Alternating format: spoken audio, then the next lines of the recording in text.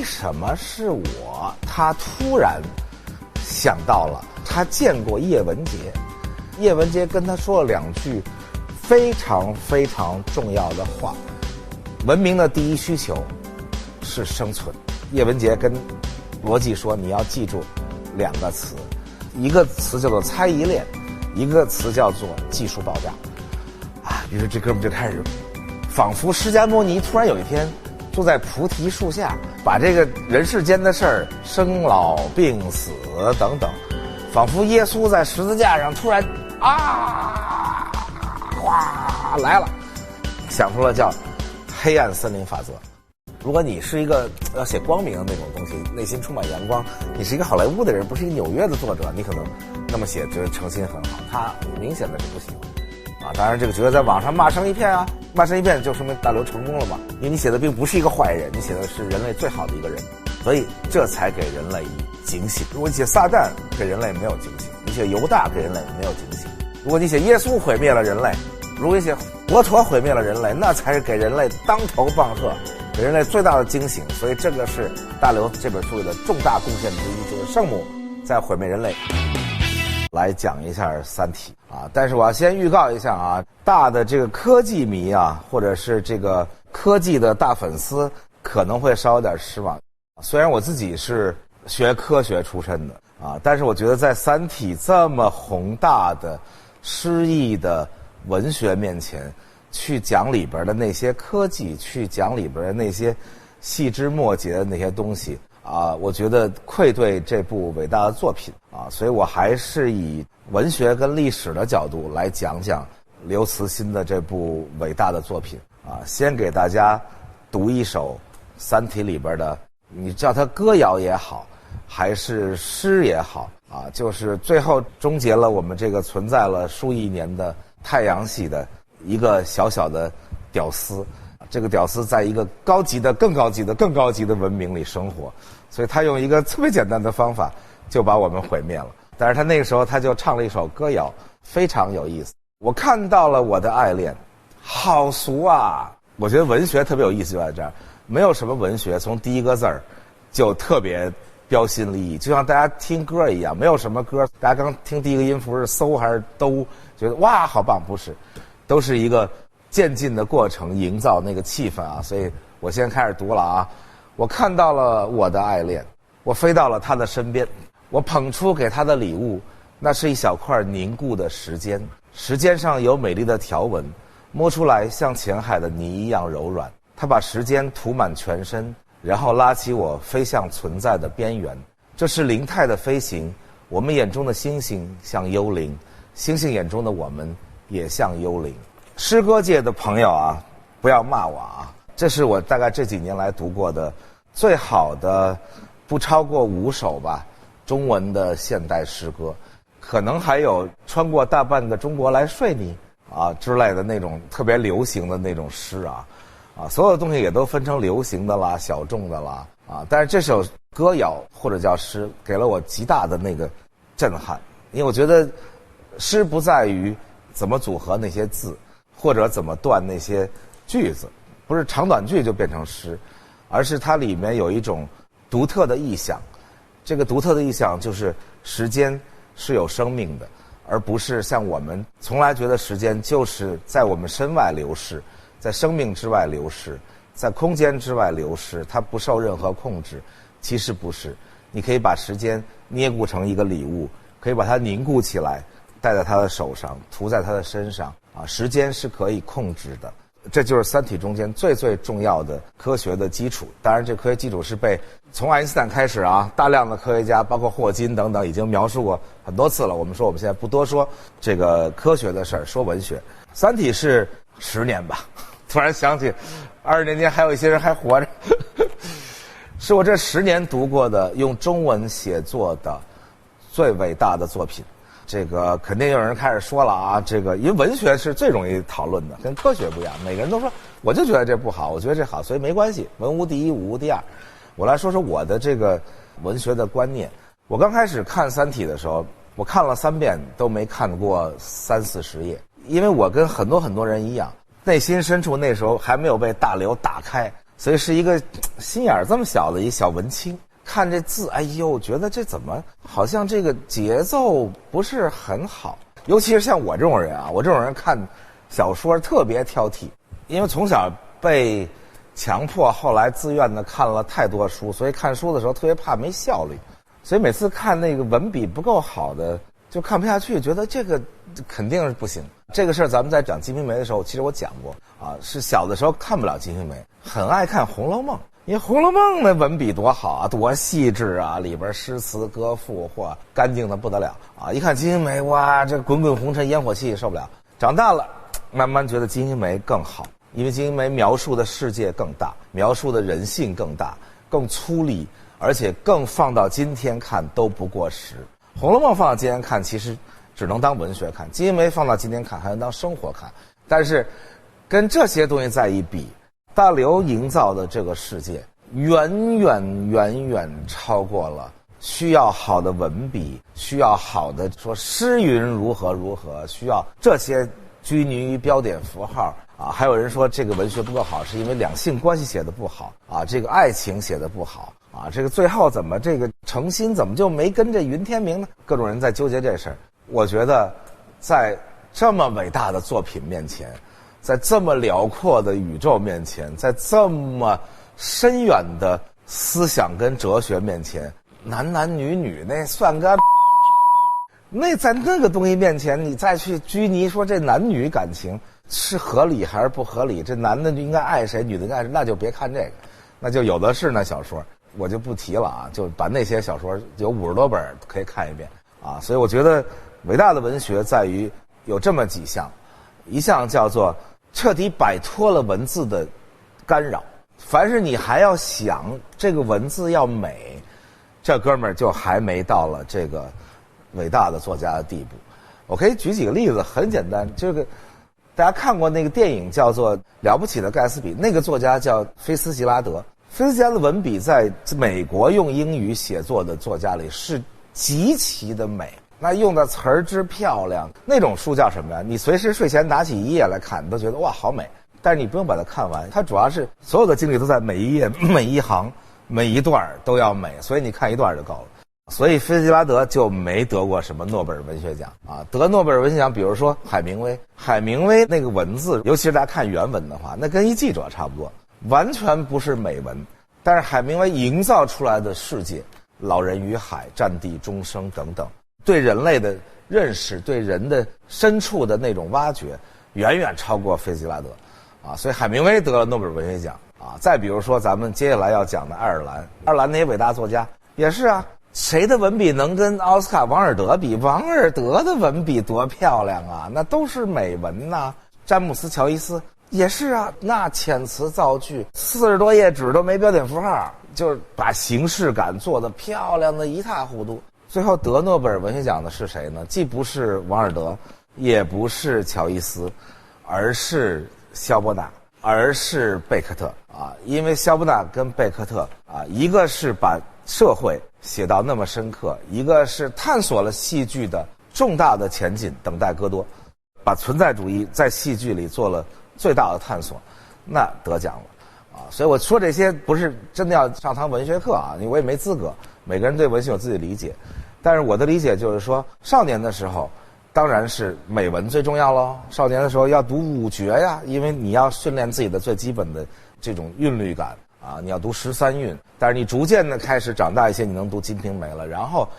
当你面对《三体》这样的作品的时候，我的成长就是前3遍没看下去，然后每当别人在周围聊《三体》的时候，我就说哥们儿怎么就看不下去，人家就说你小资骚柔，你就瞅写那歌都是那种骚柔的歌曲，所以你就那胸怀就没有，你就应该咬紧牙关看下去啊。还有人说你从第40页开始看，你就别看那前40页。后来我就从41页开始看，但是刚看了100页，我又从头看了一遍，然后我就一直一气呵成，就是一口气没喘，把3本都看完了。就仿佛你终于坐到了一个伟大的餐厅里，然后你不能跳过那个你看起来不好吃的那个头盘啊，然后直接吃那主菜去了，用你从前的那种经验告诉你说这看起来不好吃，我要吃那个啊。但是实际上你一定要把它完整的读下来啊。所以说了这么多，就是在说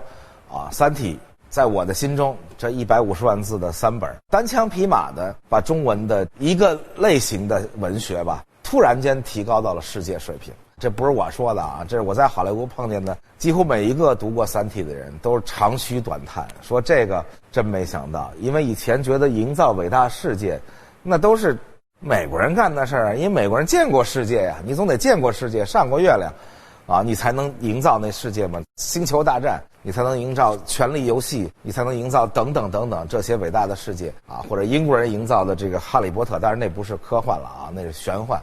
但是没想到一个中国人，而且是一个生活在中国一个偏远小镇，离阳泉县城还有1个多小时车程的娘子关的一个电站里，工作了好几十年，就在传统人脑子里就是一个 nerd 那样的一个人写的，就是再一次印证了我们曾经多次讲文学讲到说，最伟大的文学出自小镇。因为大城市里你虽然每天见1000万人，其实你一个人也没见到。人是这样的，人要组成关系才能看出人。在小镇上，人是稳定的关系，你可以看这几个人的关系看20年，所以对人的那种理解，对人内心深处的那种观察是非常细致的啊。所以我们中国，你看现在俩最伟大的作家，一个得了诺贝尔文学奖的这位一直在山东高密住着的啊莫言啊，另一位得了科幻文学世界最高奖，相当于诺贝尔奖的这个雨果奖的这位大刘啊，生活在那么小的一个小地方，到现在电站没了炸了，他也生活在阳泉，他连太原都不去。且不说好莱坞这些人啊，长吁短叹。这个奥巴马喜欢看《三体》，喜欢到什么程度？当时他只看了2本，因为第3部还没出版，急了，利用特权。所以大家说这美国人怎么民主没特权？有特权，这个美国总统有特权。奥巴马因为喜欢《三体》，专门派白宫里的官员说快去给我找去，最后找到出版社说把那个还没出版的拿来我先看看，就把那稿子给奥巴马拿去了。然后看了以后，这个等书出来要了好多套。奥巴马看完了以后说，看完了《三体》，觉得当美国总统也没什么，因为在那么浩大的宇宙面前，本来觉得自己当美国总统牛啦，哇，全世界最有 power 的，然后全世界最强大的，全世界最说一不二。然后看完《三体》说，合着我们这地球就是宇宙中间最低级的生物之一，然后这个地球上的人类是最糟糕的一种生物，糟糕到根本就不用别人来毁灭你，自己就能毁灭自己啊！所以奥巴马最后说，看完《三体》，我在处理这个什么美国事务、国际事务，太可笑了，很容易。所以大刘自己当然也说过啊，说科幻文学可以超越其他文学的，就在于视角上的限制。其实我不这么认为啊，不是我是大刘的粉丝，他说的每句话我都同意啊，并不在于视角，而在于个人，并不在于类型，而在于手里这支笔啊。如果要这么说，那科幻文学都伟大，因为科幻文学都有更辽阔的视角，但是不是。就像有人说摇滚乐伟大，摇滚乐里垃圾多得很啊。人说民谣小资，民谣里也有写得非常好的一支笔。所以不在于某一种类型就伟大，不在于眼角豁大了他就能看见更辽阔的世界啊。有人在家里后院也能写出伟大的作品啊。所以其实是在于大刘本人，物理上给一个更大的空间其实更难写。我也很喜欢阿乙的作品啊，其实可能还不如阿乙在一个小镇里写一个小镇上飞鸟的故事。所以并不在于大刘说的因为科幻文学有更大的视角就能写得更好，而在于大刘是一个神奇的人。在整个大刘的视角里，某一个神或者某一个什么样的通灵的东西握着手，我们都是很低级的生物。在我们这些低级的生物里，大刘是先通了天的人啊。所以我觉得是他个人的能力，他个人单枪匹马的写出了这个伟大的作品。说了这么多，夸了这么多，吸取三国的教训啊。三国呢，我本来讲的特别眉飞色舞，特别高兴，觉得自己视角好独特啊，开了脑洞，结果被各种女性看官批评啊。因为女性观众批评我说，你有一问题，告诉我，你不能天然就认为每个人都一定看过三国，老娘就没看过，所以你讲了半天三国，你以为别人都看过，三国到底说什么呢？我都不知道。所以你得讲一遍这故事，然后你再说其他的东西。所以为了吸取这个三国的教训呢，我希望我能在10几分钟之内吧，把这个故事先给大家讲一遍啊。为了照顾那些没有看过三体人，先说这个三体是什么意思，我就不来讲这科学了啊。在科学上有三体定律啊，三体什么，咱们就按照咱们最开始既定的规划，咱们主要讲文学跟历史，所以碰见科学都一句带过啊。简单截说就是一外星文明啊，叫三体。外星文明生活在行星上，跟地球一样，但是他们倒霉的呢，就是他们有仨太阳。当然了，咱们也以前有10个太阳啊，是不是咱真的有也没准儿。因为我看了三体以后，对一切都开始怀疑起来。这个后羿估计是一个霍金式的大科学家，后羿估计算来算去觉得这不行，这尺和质量的东西不稳定，所以后羿就射了9个下来，然后就剩了1个啊，所以咱们就稳定了1个太阳。但是人家那儿特倒霉，人家是仨太阳，所以这仨太阳呢轨道非常不稳定，一会儿仨都出来了就完蛋。而且呢，最重要的是，实际上的科学定律告诉我们，最后这3个可能会坍缩，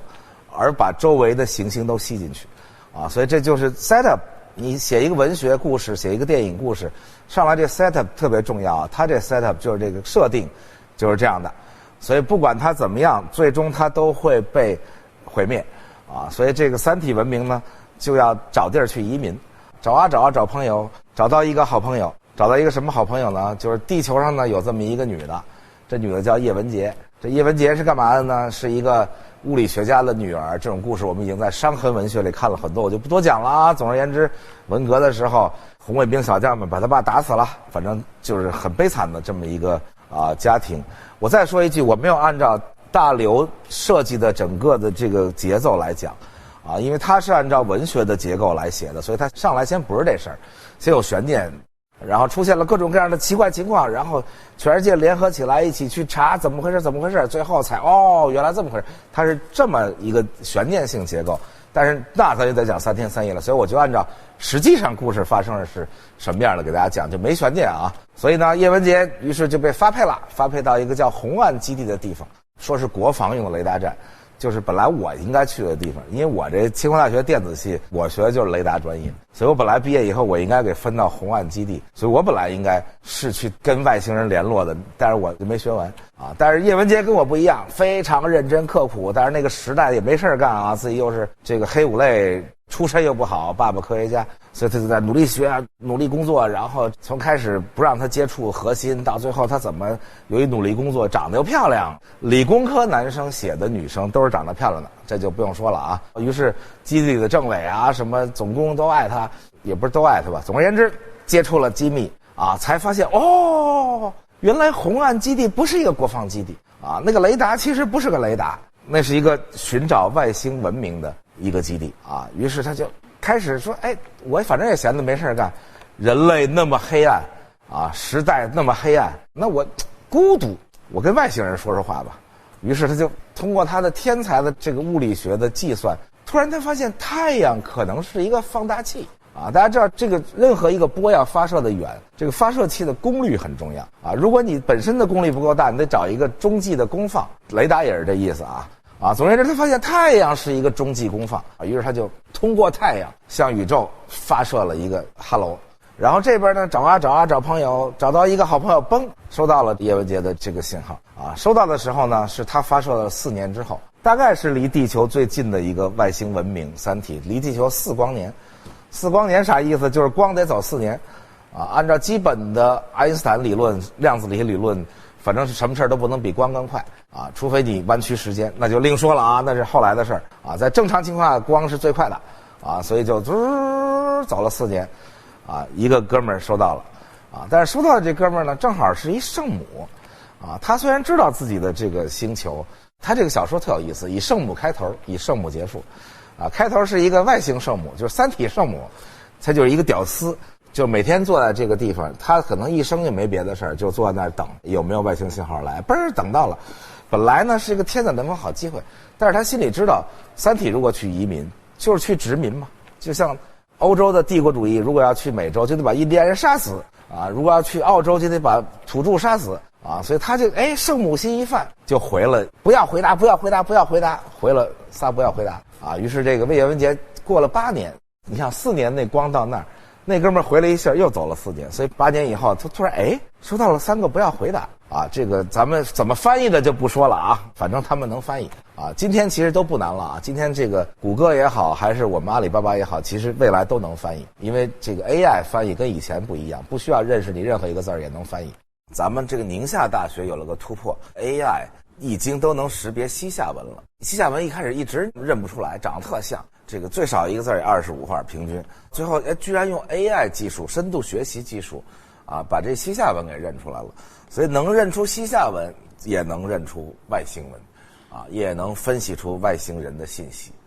啊，总而言之翻译出来了，他不明白什么意思呀。但是紧接着呢，突然就收到了一篇长篇小说，啊，就是这哥们儿呢是个圣母，可是这哥们儿又寂寞。你想他一生在一个孤独的一个空间站里待着，就他一人。啊，或者就他一三体，全姐管他叫人吧，就他一三体人。大刘特别牛逼，他一直从头到尾没有描述过这三体这生物长啥样啊。我觉得这是他特别牛逼的地方，也是文学的伟大之处。因为你要拍电影，你就没法不描述，反正就是长得跟 E.T. 似的吧。但是文学他就不描写，总而言之，他就一个人在那孤独了一辈子，终于有一个人跟他说话，他就哇如长江之水，滔滔不绝的把三体上的事儿都给叶文洁讲了。啊，所以叶文洁就发现，哟，原来他们在遥远的4光年之外，因为这个8年以后传来，谁都知道这是4光年嘛，那就是半人马座。然后等说到再多的时候，才发现，哇，原来人家那个东西比我们地球牛逼多了，8个爱因斯坦捆一块儿，再加俩霍金都不行，因为人已经到了那地步了啊。但是同时又说到了，原来人家生活的好惨，人家有仨太阳，然后这个怎么着都得死，最后，所以这叶文洁呢。一个科学家的那种崇敬感就出来了啊，就像一个信宗教的人，结果突然发现那东西真的来了一样，然后就极为的崇拜三体的这个高度发达的科学，以及同情他们的境遇。但是他没看出来这个人是一圣母，于是他就回了一个信儿，结果这回不是圣母接到了，三体接到了，于是危机就来了嘛。三体一看，哇，4光年之外有个叫太阳系的东西。那儿有地儿可以生活，于是哇，三体舰队出发了。但是呢，大刘呢数学特别好，整个这个小说里严密极了。虽然可能有一些人说有漏洞，反正我看的时候我觉得非常严密。就是他那个舰队呢是以光速的1%前进，所以4光年要走400年，给人类点时间呀，要不然这故事怎么发生啊？啊，所以这个舰队出发了，地球这儿就开始发生了各种各样的事。首先发生一什么事呢？不是就叶文洁一个人恨人类，他碰见一个同类。这同类呢叫伊文斯，总而言之仇恨人类啊，因为你们毁灭环境什么，然后这俩人遇见了，金风玉露一相识，但是没谈恋爱啊。叶文洁岁数比他大好多，因为这一下8年都过去了啊。但是叶文洁呢，除了跟这三体人有点联络以外，总得有一个伙伴吧啊，所以两个人惺惺相惜坐在那儿。叶文洁说：“我告诉你一事儿啊，我发现了一个外星文明，如何啊，他们怎么着啊。”伊文斯一听说这太好了。我这么恨这个人类，这么多动物、植物、美好的地球都被人类毁灭了。如果有这么个玩意儿来毁灭人类，那我愿意干。伊文斯是富二代，美国继承一大笔遗产，于是他就发展了一个组织啊，这个组织就崇拜三体，因为这就相当于一个宗教，真的有神了呀，就是真的耶稣出现就能跟你聊天，定期的佛陀、菩萨没事出现在你床前跟你说话，那这种宗教多厉害！再加上它实际上是一个基于对高度的科学文明崇拜的这么一东西，所以他组织这么一组织呢，基本上就是一个非常高端的精英参加的这么一组织。然后大家这个在对三体的崇拜中，非常像人类历史上所有的事情一样，就分裂了啊，分裂成这个2个派别。大刘他其实讲的是人类的未来，一直到毁灭，但是你完全可以把它当成一个镜子。如果这个镜子倒过来看，其实讲的是人类的历史。所以我看《三体》为什么特别感动，因为其实他把人类历史上人类犯过的所有错，干过的所有的事儿，都在这里头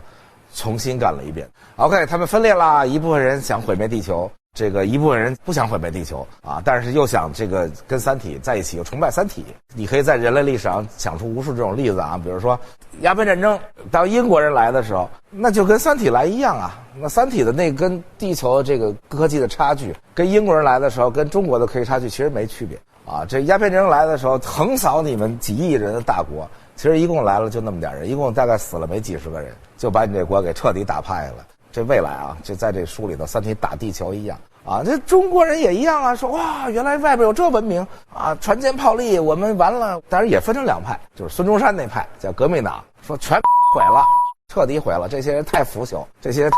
太坏。还有一派人说我们改良吧，咱们别全毁了啊。就是大家看到什么戊戌变法了什么，所以大刘写的每一样东西，我看到的时候都感同身受。就是总而言之，咱们就统一的管他们就叫做带路党。这个咱们中国人很熟悉啊，带路党说太君来了，我给太君带路，基本上就是这带路党，所以他们就组织了个带路党啊。这带路党呢全是精英，所以他们想了一个特别办法，怎么发展这个他们的组织。他们做了一个特别棒的一个电子游戏，就全沉浸式的啊，戴上头盔，然后各种在这电子游戏里呢，他们把三体的困境啊，三体的那些东西完全用地球的历史把它给替代了啊。实际上这个电子游戏是这个三体小说的开始，但是我就按照顺序到这儿讲了啊。他们开发这游戏啊，这里边呢就是直观的表现出三个太阳来了什么样，就是本来这个好的时代就是偶尔稳定住了这三个太阳，于是哇欣欣向荣，这个万物复苏。他们叫恒纪元，恒纪元一来哇文明发展等等，而且他们文明发展速度特别快，一会儿从周文王就直接到了牛顿了。他就用了这个人类历史上各种伟大的人啊，什么各种科学家全在那里头，都是游戏里的那个角色扮演，但是大部分都是他们自己扮演的了啊。但是有新来的人进来就会体会到他们那种就是一会儿文明毁灭了，所以他们文明发展速度特别快，因为他们不知道什么时候乱纪元会来啊。乱纪元一来，他想了一个特别有意思的，就我特别喜欢大刘那种，就是一个不苟言笑、沉默在小镇生活的人的那种，比我们这种在北京耍贫嘴的人幽默的多的幽默。他就说，只要仨太阳同时出现，文明要毁灭，大家就脱水，然后每次一喊脱水，所有人就都脱水成了一片儿。然后等到恒纪元一来的时候，叫浸泡，于是又从仓库里把这帮拿出来，然后周文王泡一下，又变成一周文王，估计泡多了就成我这样了。在脱水跟浸泡中间，他们的文明被毁灭过100多回，所以你会感觉到原来还有这样一个世界啊！大家争分夺秒的在恒纪元里把文明发展到最高，然后就毁灭掉了，非常直观。那个游戏我看了以后特别羡慕，我说我也要去玩。如果大家看书啊，因为里面其实那些角色的设置，谁是周文王，谁是秦始皇，谁是牛顿，深刻地表现了我们这位作者大刘对于人类历史的充分的了解，而不是简单的从教科书上看到那些人啊。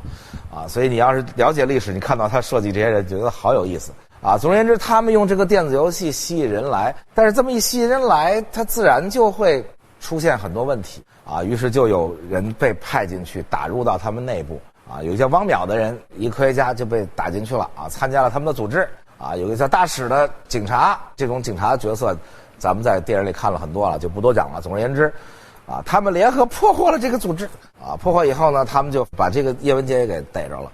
啊。于是就发现他们这个组织原来还有更大的计划，他们在海上飘着，伊文斯带着一堆人，有一条大船，想了一个特别有意思的，就我虽然是简略的讲，但有一些细节特别有意思，我还是愿意跟大家分享啊。就比如说他们就跑到巴拿马去，说怎么把这个剩下的这个组织，就是他们要毁灭地球的这一派啊，全都在大船上，怎么把他们全都斩首行动办了呢？他们用那种纳米，然后就做了好多拦阻索在那个巴拿马运河上啊，因为纳米那么细小又坚韧，等于是无数把刀，所以当那船开过去的时候，无数个纳米那个拦阻索像刀一样，就像你把一个香肠切成了好多片一样，就切成片了啊。带路党组织消灭了，消灭以后发现了很重要的几个事实啊，其中一个事实就是三体舰队在路上啊，这个事实是很吓人的。然后第二一个原来人家的文明是那么的厉害啊。第三一个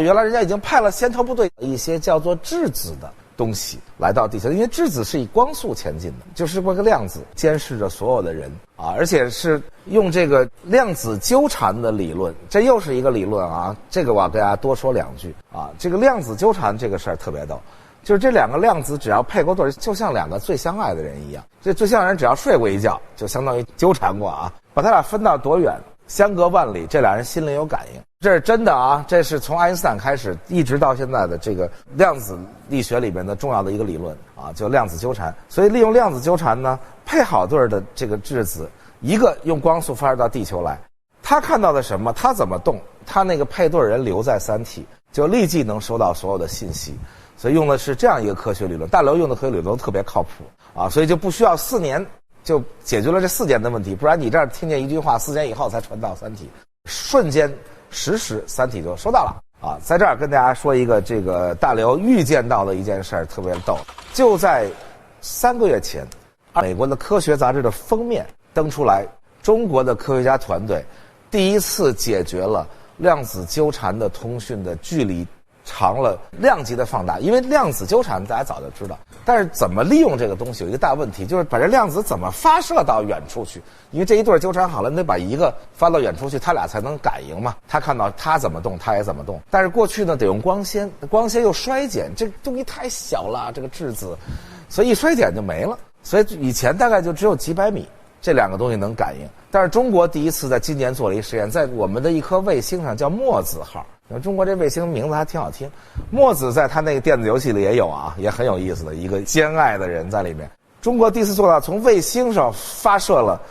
2颗已经做好了纠缠的量子，一颗发到了这个青海德令哈，一颗发射到了云南丽江。为什么这俩地儿我都记住了呢？因为我是搞音乐的，这俩地儿都是最产民歌的地儿。在德令哈大家就可以听那歌，还有民谣叫什么今夜我在德令哈。丽江就不说了啊，这俩地儿隔了1200公里。这一对纠缠过的量子发射到两地以后，就是一直同步感应，它在那儿怎么动，它在那儿怎么动。这个东西不但是在通信上有革命性的这个进步啊，而且未来甚至在物质传送上有革命性的进步。因为传送物质，传统上说你得把这个物质通过物理空间挪到这个地方来，但是其实你稍微一想也不用，你在另一个地方做一个同样的东西，也相当于把这个东西传到这儿来了。那如果每一个量子能够以这样的方式同步的话，你在这儿有一个东西做起来了，瞬间在这儿也出现了。比如你用同样的技术在这儿做了一月饼，然后在这边的同样的量子，因为都纠缠过的，这边也出现了一个月饼，就会出现说我在德令哈想给你送一月饼，而你在丽江，就通过这个技术，那月饼出现在你眼前。质子这块我还要多说一句，大刘在技术上第一次用描述极大的震撼了我。我看三体说那脑洞开到多大，就他是这么开了一个脑洞，说这为什么这一个质子有这么强的功能呢？因为你不能想象说这东西这么小，这怎么装进东西啊？当然你可以说就装进去了，怎么着吧？可能有一些这个科幻作者这么写，但是他给你写的特有意思。他说，人家那个质子，那个维度比我们高很多，人家那是11维的质子，一维一维展开的时候，当它展开成10维、9维，它就大极了。当它展开成一个2维的时候，比太阳还大，能包住太阳。其实大家可以想象一下啊，我给大家稍微举一个这个例子，一个3维的一个球，比如说这球就是一个水，当它展开成2维的时候，就是把这水泼地上了，而且泼到得特别薄，因为这水只要还有厚度，它就是3维的，彻底把这一个水球变成2维，可能整个我们这大厅就展开了。这才是从3维展开成2维啊！如果从11维向下展开的时候，所以他那脑洞开到说，当它展开成2维的时候，它已经大到整个能包住太阳，然后在那上用特别精确的东西在那刻电路。大家知道我们那集成电路就是这样啊，在这么小的片上刻出哇那么多集成电路，才有了我们的智能手机等等。如果你能在一个比太阳还大的这么一个东西上刻上无数的像我们今天人类能想象的集成电路，那是一功能多么强大的东西。然后它再往回收，然后就从2维收到3维，收回4维、5维、6维，等收回11维的时候，它又回到了那么小一东西，就是三体发来那个质子，就是这么强大一玩意儿到了这儿。总而言之，质子已经到了地球，所以地球上出现了这么几个问题：第一，要毁灭，因为这个完全追不上的这个外星的高科技文明来了；第二，你干什么人都知道，因为那质子就在你眼前，而且能在每个人的眼前。最开始的小说就是质子在那儿给他画时间，吓唬一科学家，然后他什么都能干。他不但知道你所有东西，而且他能以光速运动，所以他能干扰地球上的所有的这个粒子加速器。这个加速器实际上是物理学的最最基础的东西，当它被干扰，地球的科学就是基础的物理学就停滞了。因为你的所有通过粒子加速器出来的实验结果都是假的，因为都是他派来的那个质子在那给你干扰着，所以当你出所有实验数据都是假的时候，你的科学就再也不发展了。所以这是3个事实啊：第一，外星舰队来了；第二，先头部队质子到了，监视着人类的每个人；第三，停滞了人类的科学，所以你也甭打算追上它；第四，在这个伊文斯的遗物里，当然了，除了发现三体的这些信息以外，发现了一个命令，就是三体命令他一定要去追杀一个叫罗辑的人。男主角出场了，他这个确实不太符合一般的文学，男主角出场的非常晚。因为《三体》的 setup， 所以地球出现了一个规定情境，就是说我们现在面临这个情况怎么办？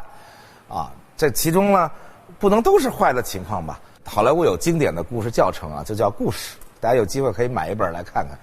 叫做当你向前推进3个负面的时候，一定得出现一个正面的东西，不然这故事没法讲了，那就咱都自杀算了。总得有一个正面的信息，让我们有一线生机，这故事才讲下去。出现了，这线生机是什么呢？大家看这个《三体》发来的所有的资料，在伊文斯这儿，突然发现《三体》有一弱点，就是他们直接用脑电波交流。这出现一个什么问题吗？就是他们不会撒谎，相当于我们人类脑门有一显示器，所有东西还没来及编织成美丽的语言或者谎言的时候，就已经显示出来了。曾经我写过一个根本拿不出手的科幻啊，现在跟大刘一比，我天，我这赶紧扔了。但是我那写的就是人脑门上变成显示器，然后瞬间就是人类少了一半，因为互相全杀光了。你想这俩人做爱的时候，突然间脑门上显示一别人的名字，然后哇，这俩人杀了一个。然后俩人做买卖的时候，正互相夸你阿里巴巴多牛，然后脑门上显示傻，然后又得杀了。后来我说，人类最后剩下的人都是只会说真话的人，因为欺骗不了，就是都在这儿。出现了这么一个对人类有利的，就是说三体人不会撒谎。既然你不会撒谎，我会撒谎。我不但会撒谎，我最主要的功能就是会撒谎。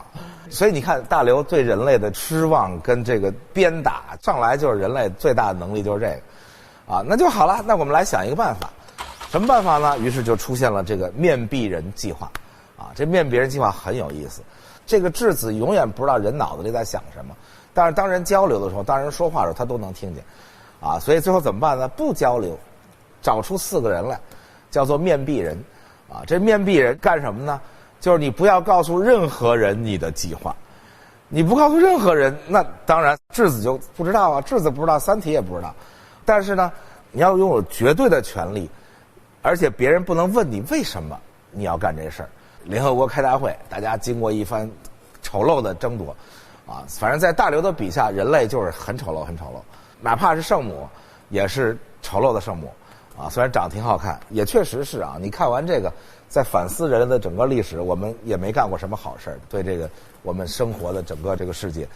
总而言之，最后大家决定了，好吧，虽然互相争夺，你多出点，我少出点，什么这总而言之，大家最后都同意了，你这4个面壁人，于是给他们无限的资源跟权利。我们也不问你为什么，因为我们一问，他们也知道了。这4个人那个撒大牛货，有这个左派国家的总统，有什么将军什么之类的吧。但是还有一人就是这罗辑，人家说为什么这罗辑也是面壁人呢？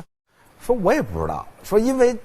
三体给伊文斯下的最后的命令里要求他杀掉罗辑，无所畏惧的三体，那比我们文明高那么多，来了一根手指头弹脑门就给弹死了，那为什么要杀掉罗辑呢？可见罗辑身上有让他们害怕的地方。所以我觉得咱们把这个科幻万一拿掉，即使把它当成一个文学作品，也是这样级别的文学作品。因为又出现一悬念，说为什么是你罗辑自己也不知道，罗辑说我是面壁人，我想干嘛就干嘛。你说你想干嘛？我就说我想要一个女人，就特别逗，知道？女人什么女人？长啥样？给他找来了，然后女人来了，我想生活在一个那样的一地儿，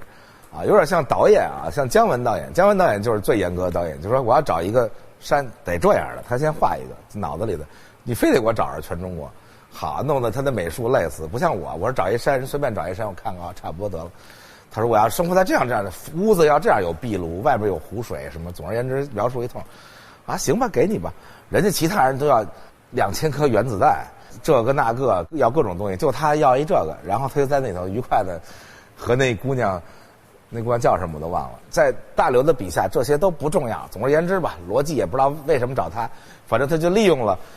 他可以掌握无限权力和资源，他就给自己设计了最美好的生活。因为他原来就一屌丝教书匠，就是一个社会学学者，胸无大志，白天上人课，晚上就瞎混混。人家说你为什么你要这么干，还给他派一堆保镖什么，这你管着吗？反正你也不能问我为什么，我必有深意嘛。然后于是他就过起了小日子，还生了孩子，什么这那。然后这个其他的面壁人就都失败了啊，这就不多讲了，反正都是配角啊。这个面壁人后来大家说不行，不能让罗辑这样，于是就把罗辑的生活给毁了，女人也没了。然后于是他就开始反思说，为什么是我？他突然想到了最重要的他人生中间的一个事儿，就是他见过叶文洁啊。他虽然就见过那么一次叶文洁，但是叶文洁跟他说了2句非常重要的话啊。这2句话一定是被质子听到了，当然质子就是被设定成无所不知啊，所以三体要追杀他。这2句话就是全三体篇最重要的一个哲学基础啊，就叫做文明的第一需求是生存。文明不断的扩张，但是宇宙的物质总量是不变的。当然了啊，因为它是小说，我们就不去追究了啊。因为其实宇宙是物质加能量的总量是不变的。因为从爱因斯坦开始，大家已经知道 E 等于 mc 方，物质可以变成能量，能量可以变成物质。当然了，今天的物理学就更加复杂了啊，还出现了暗物质啊等等这些东西，我们就不多讲了啊。总而言之，大刘把它简化，让大家都能理解。物质总量不变，可是文明要扩张，而且文明的第一原则是生存，所以为了生存，然后为了扩张，争夺有限的资源，可以无所不用其极。然后叶文洁跟罗辑说，你要记住2个词，一个词叫做猜疑链，一个词叫做技术爆炸啊。于是这哥们就开始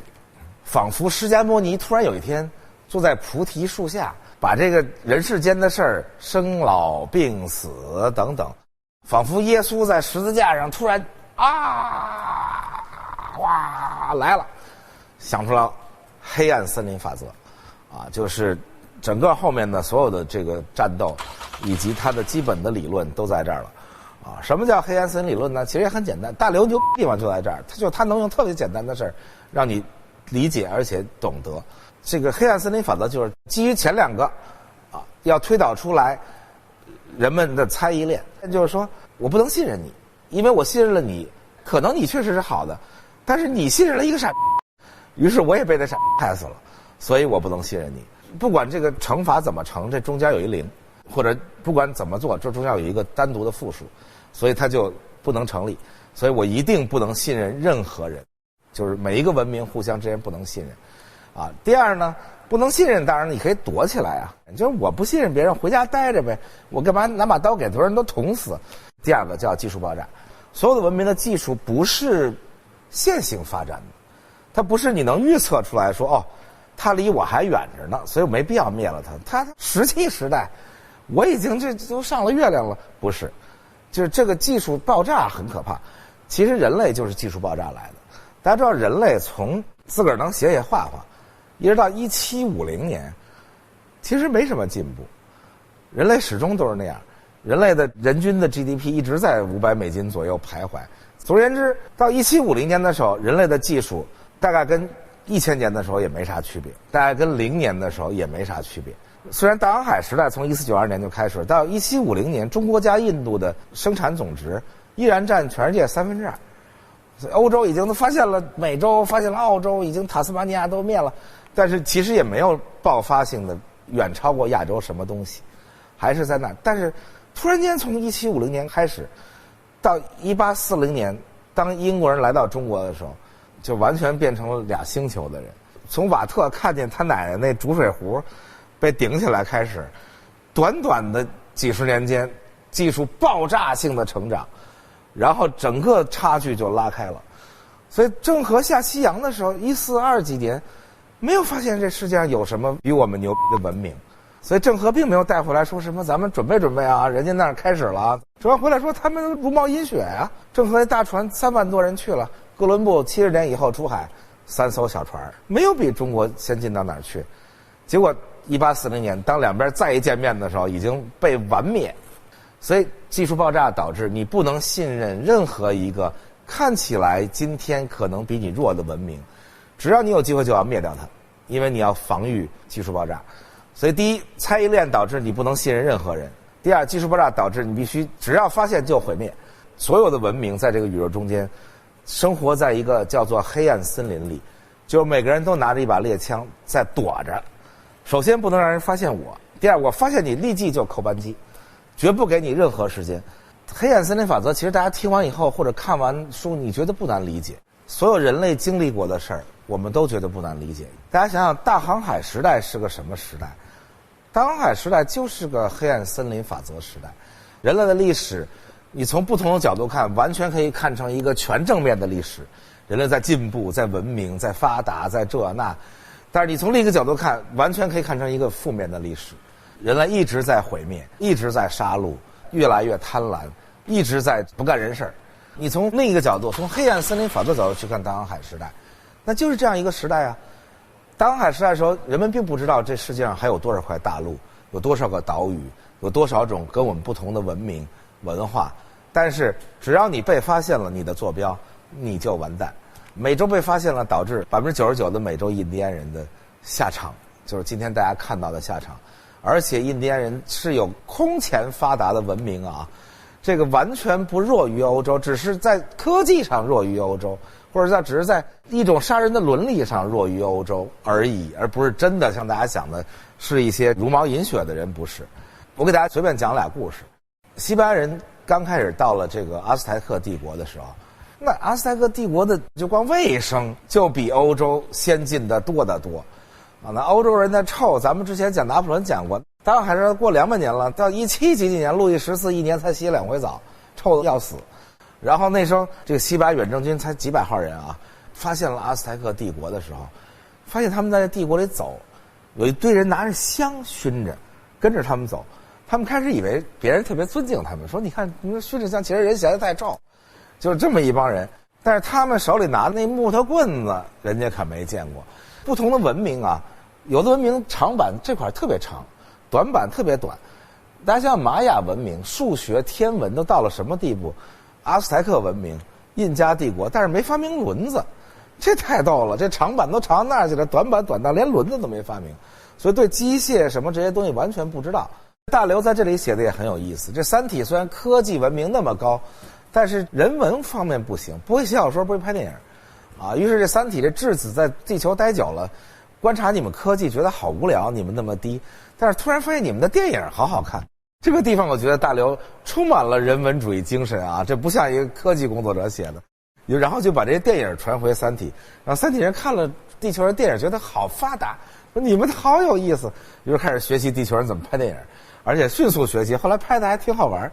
啊，西班牙人灭掉阿斯台克帝国、玛雅帝国、印加帝国，伟大的文明全是靠欺骗。他每次都说我要见见国王，然后就上殿见国王。国王正高兴地说：“你看你们从哪儿来的外星文明？”突然掏出枪来，咣咣咣咣咣，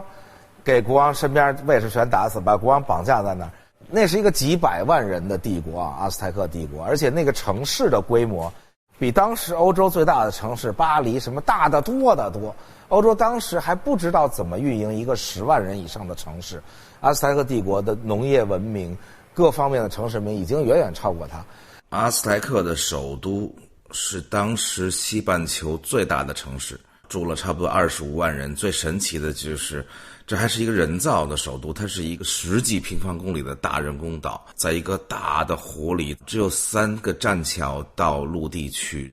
啊，上面有6万多个建筑，把西班牙人全看傻了，非常的先进，而且这么井井有条。但是跟东半球就别比了啊，在同时代差不多就是兰陵笑话生写这个西门庆的时代，中国100万人口级的城市都不止一个，那跟咱中国这彻底没法比。所以当时西方还是非常落后的嘛，但是就是一些科技啊，那块长板特别的长。这个灭亡了阿斯台克帝国的这科尔特斯，一共带了550人，结果就这500多号人居然捐了他的国王在那儿，然后长达好几个月的时间，让他发号施令，让他这那，又不停的欺骗他等等，人家就不会这个。虽然那样文明很高，但是这儿文明很低，最后被灭国。印加帝国也是啊，皮萨罗带了160多人，就几十个骑兵，但是几十个骑兵也够了，因为美洲大陆没有马。说实在的，美洲大陆没有各种各样的东西，也都是人类最早的智人到达美洲的时候干的坏事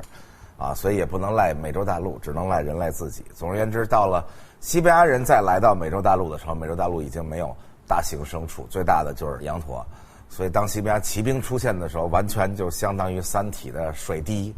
然后说见见你们国王吧，聊聊天。国王带着8万大军，但是停在1英里之外。那8万大军当然也没枪，也连金属的东西都少。然后等那国王来了，抬着各种各样的那种上面全是金啊什么银各种的大轿子来了。突然间西班牙人骑兵冲出来，又开枪又穿着盔甲，这俩帝国的覆灭一模一样，又把这国王给绑架了。绑架以后要赎金，要相当于今天大概一个火车皮的这样的黄金。居然印加帝国还付出这个赎金来了。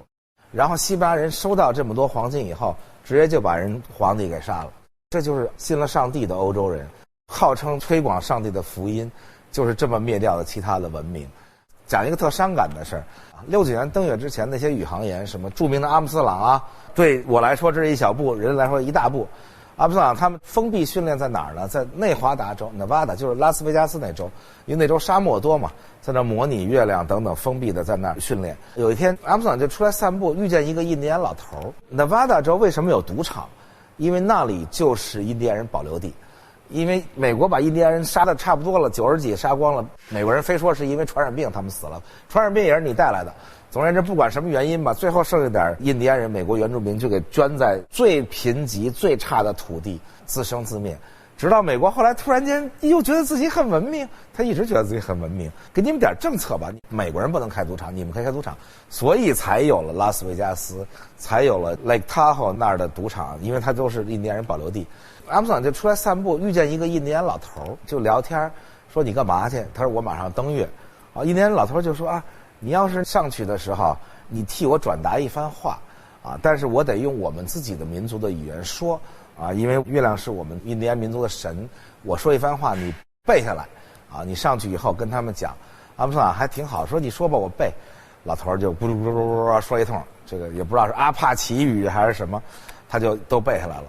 背了以后就回到那个基地，然后还没登月之前，有一天他碰见一个原住民在这基地里当服务员，又会说英文，他就突然间想想，他就问他说：“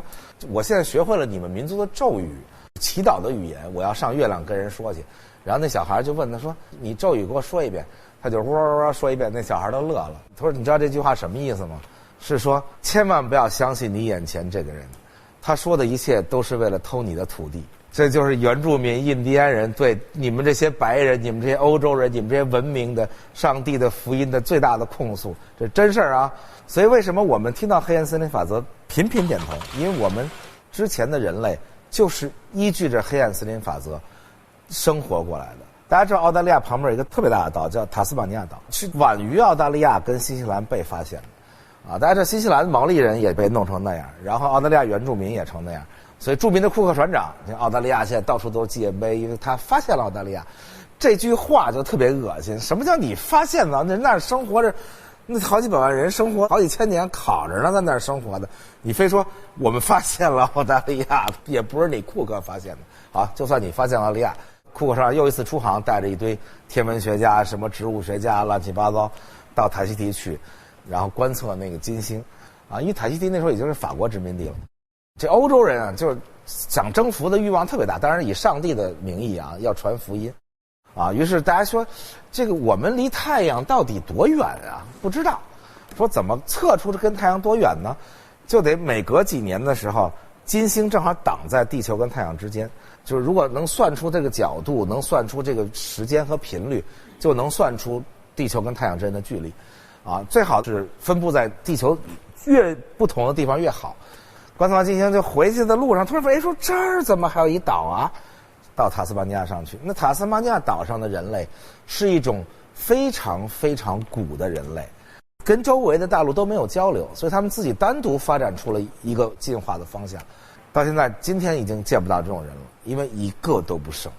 啊，最后一个死的时候是一老太太，还被大英博物馆拿走了牙齿，什么法国的博物馆拿走了皮肤、头发，就没拿人当人，干脆就觉得我是文明的，你们那文明不叫文明，那就跟大刘描述的这个黑暗森林法则其实没什么区别。所以这个理论逻辑突然明白了啊，原来是这样的。叶文洁其实已经参透了这个东西，所以才会跟他讲。逻辑参透以后，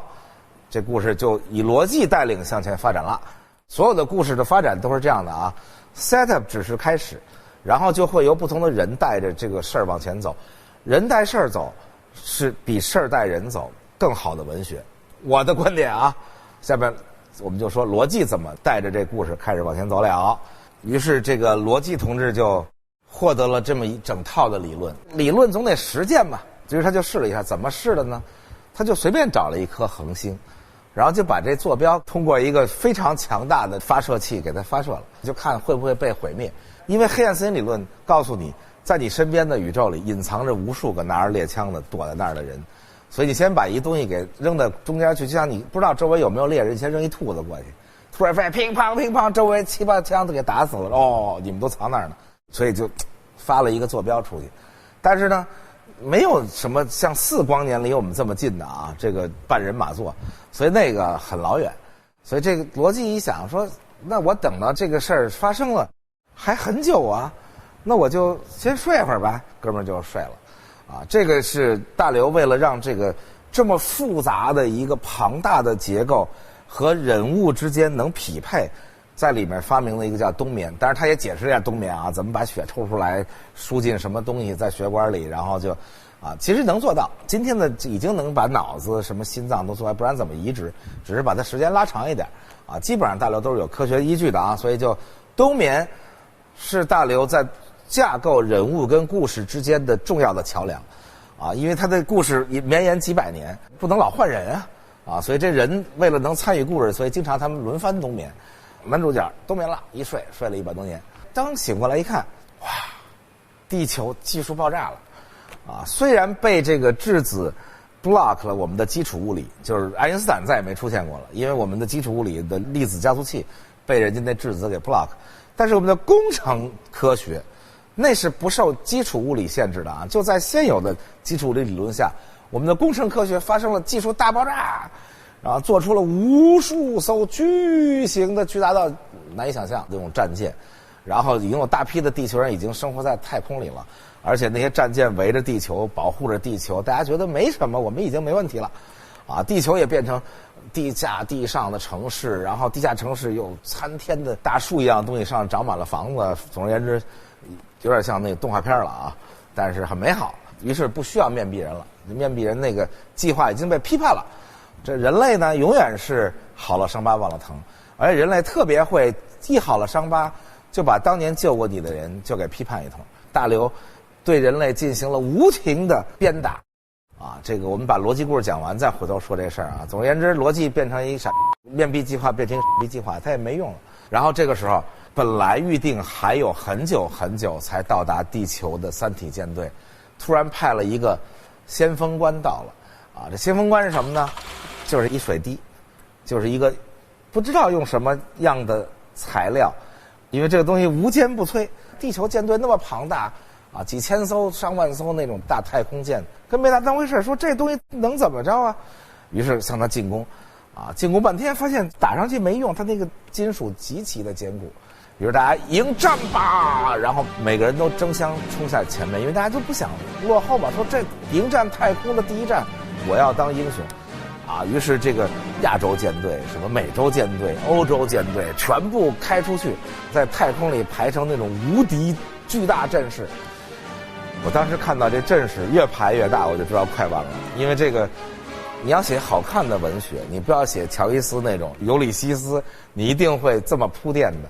你越铺垫，这个阵势拉开大，这事儿越可怕。然后果然，呱，地球舰队排成那种100乘100那种巨大的阵势的时候，人家发起了进攻。人家就一水滴，人家进攻的方式特简单，就直冲着你撞过来，就相当于一战时期的战列舰突然回到了三国时期的吴国水师。我那后边那主力舰队上面那炮什么这都没用，我直接就冲你撞就行了。那就一水滴穿过一艘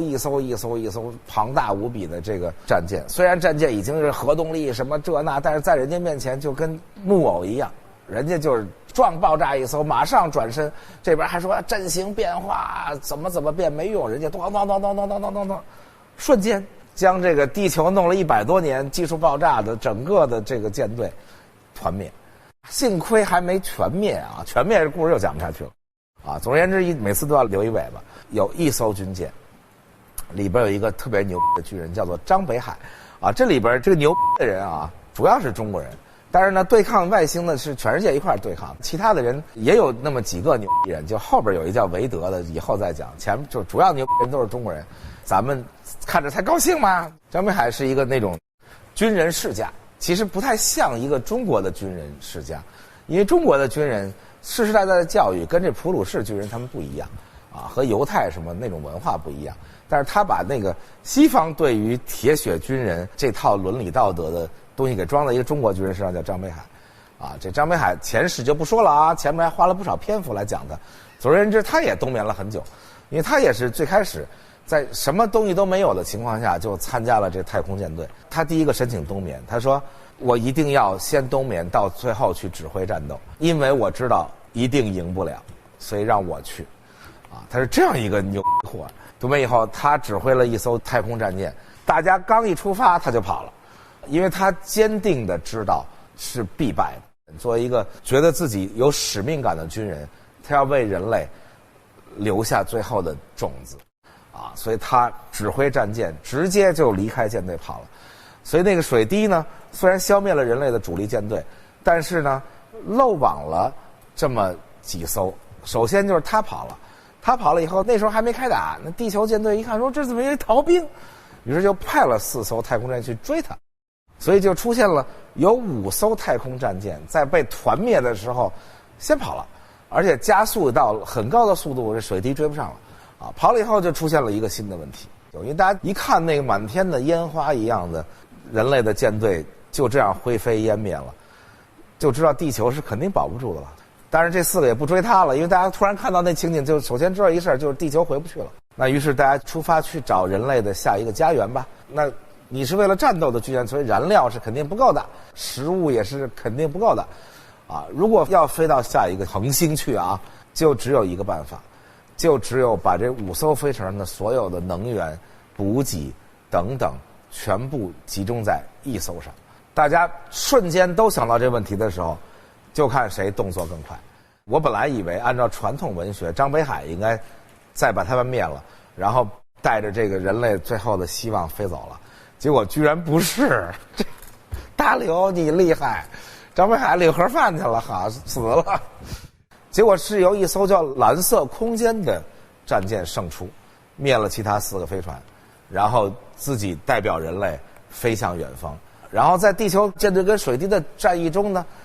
最后也有2艘逃了出来，他2艘之间也发生了瞬间，反正要不你死要不我活。我就不每次都讲大刘对人类的绝望啊，这人类在这种时候是绝不会有人想起来你信的基督我信的佛教，他信的就是生存第一。所以他俩也互相杀了一下，其中一艘叫青铜时代号的胜出。好，这个 setup 就放在这里了，大家就永远记住说，远远的一个念想，说在遥远的太空里，代表人类的种子的有2艘战舰在向着远方航行，一艘叫做青铜时代号，一艘叫做蓝色空间号。好，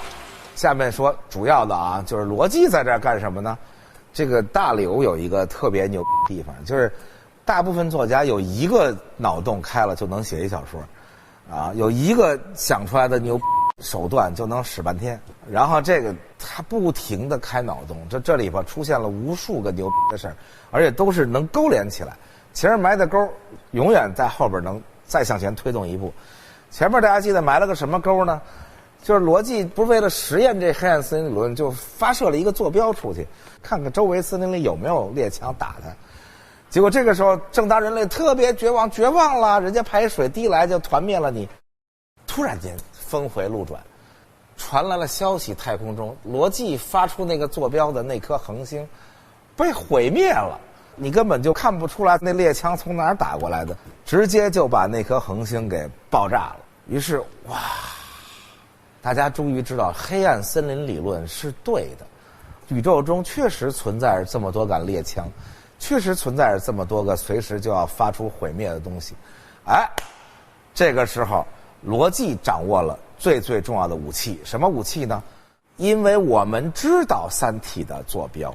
我们自己打不过你，周围的人有猎枪啊，我只要把你的坐标发出去，告诉大家，哎，那儿一三体啊，在半人马座那儿，你就死了。所以立刻就变成了，本来一边倒的要输，突然间扳回一局，就是罗辑说，我要一摁这个，就把三体坐标发出去了，你就完蛋。当然了，三体坐标发出去了，地球也完蛋，因为地球跟三体之间是有过很多次通信的，那就一起完蛋。这一起完蛋，这大家太懂了，就是核威慑嘛。反正你要弄死我，咱俩就一起死，啊，你敢不敢动？你现在就退兵，你不退兵，我发射，咱俩一块儿死。反正外边都是猎枪，我就抱着你一块儿跳到那个最明显的空场去，周围的所有火力向我开火吧。结果三体一下傻了。因为对我来说，你本来也没那么重要，我干嘛跟你一块儿死？我只不过想找一个地儿搬家而已。那现在你抱着我，咱俩一块儿跳火坑，一块儿死，那算了，你玩你的，我撤了。但是呢，你得真的敢干啊！你得真的有一个人像罗辑这样，就是拿着那按钮，随时你只要来劲，我就敢摁，是必须敢于毁灭地球。啊，所以罗辑当然就充当这人了。所以罗辑本来面壁人之后被当成傻逼了，突然又被人类当成救世主了。罗辑反复的被人类抛弃，又被人类崇拜，又被抛弃，又被崇拜。就人类那个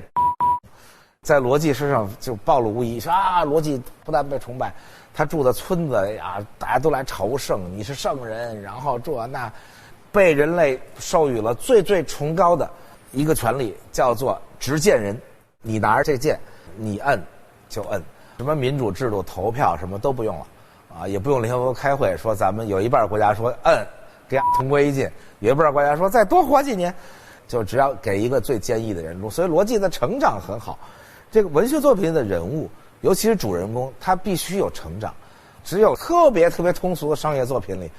这人才会出来成啥样，一直到死还是那样，或者他一直到小说结束他还是那样，这个人物就没有意义。所以罗辑呢是从一个那种瞎混的那么一个很二的人，然后逐渐变成了有爱情，然后有伤害，然后有思考，然后对人类开始有信心，后来又绝望，等等等等吧。所以他是一个非常非常丰满的人物。在这个时候，他变成了人类最坚毅的一个人。他手里攥着这个按钮，随时准备毫不犹豫地摁下去，和你同归于尽。所以他就变成了一大圣人，执剑人。OK， 下面女主角出场了，这名字起的也特逗。这女主角名字叫程心，就是程心来了这么一人。然后当然了，是姓程，冯程程的程啊，心灵的心啊，代表了人类最好的道德、最好的政治正确、最好的一切吧，集中在了程心的身上。他是什么呢？中国的一个情报官，他长得很美啊，理工科男生写的女生都很美，因为他受不了女生不美。于是他就参加了这个全世界组织了一个类似 CIA 这么一个情报局。然后另一个很牛逼的人物出场，叫韦德，是一个美国人，原来的冷酷无情的情报官，为了达到目的不择手段。当然这个目的最终就是只要人类能保存下来，只要还能生存下来一个人，宁可牺牲所有其他人都没关系，不然大家一起死。所以韦德是有这么坚定信念、不择手段的这么一个人。程心是中国派到这个情报机构他的部下，于是大家就开始说执剑这个计划，黑暗森林计划叫互相毁灭计划，就是大家都发射核弹的计划。但是咱还有没有什么别的办法能够替代它呢？韦德指挥的程心在里就负责干这事儿，就咱们再想想还有什么别的招吧。其中想了一个有点意思的招，叫做派一个人去三体。这人类很容易想出，因为大家都是情报官，美国情报官、中国情报官，大家坐一块儿开会说，那咱们做情报这么多年，其中第一件事就派一人上敌人那儿混进去看看呗。可是怎么才能把这人运过去呢？想出了一个特别特别有意思的计划，叫阶梯计划。阶梯计划特别棒，正好很多年以前呢，一个面壁人下令造了很多很多核弹啊，因为他想了一个很愚蠢的计划。但是呢，现在这个核弹有用了，这核弹干嘛用呢？当做接力发动机用。因为你这东西你怎么算也算不出来，怎么装强大的发动机能加速到那么高的速度航行那么远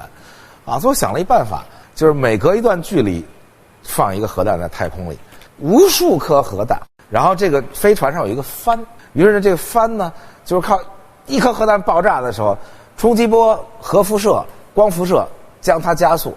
到一定程度的时候，正好越过第二颗核弹，这颗核弹再爆炸，继续把它向前推，相当于有很多人站在那儿，有一个小纸片在飞，有很多人在轮流放屁，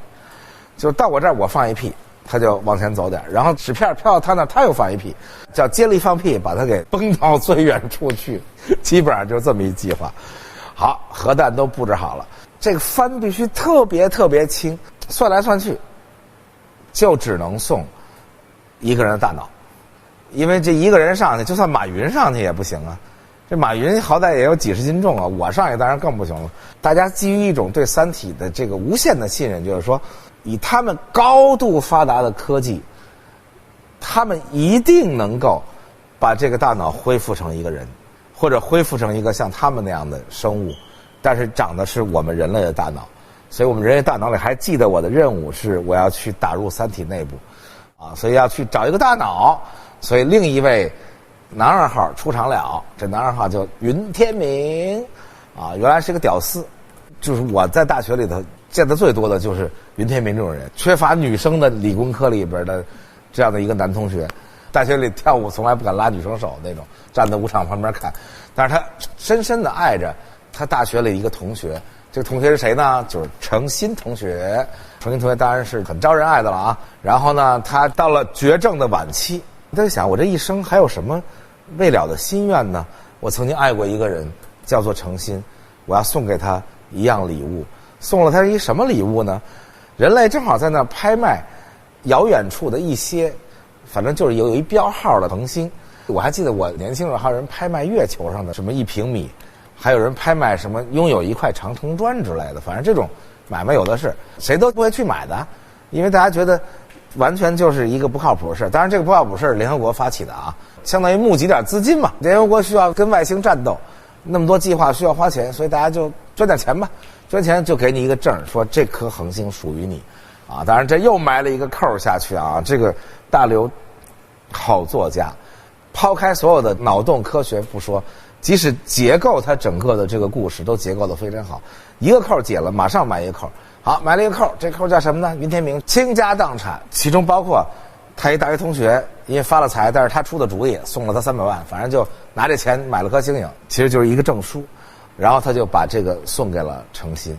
啊，程心是地球上第一个被人送给一颗真的星星的女士，最幸福的人。然后程心收到了星星以后，迸发出来的不是爱情，而是说你帮我完成一任务吧。我天，好惨！说什么任务啊？说你去打入三体内部，你把你脑子捐出来，反正你也快死了。这女人太坏了。如果你是云天明，你是怀着一个什么心情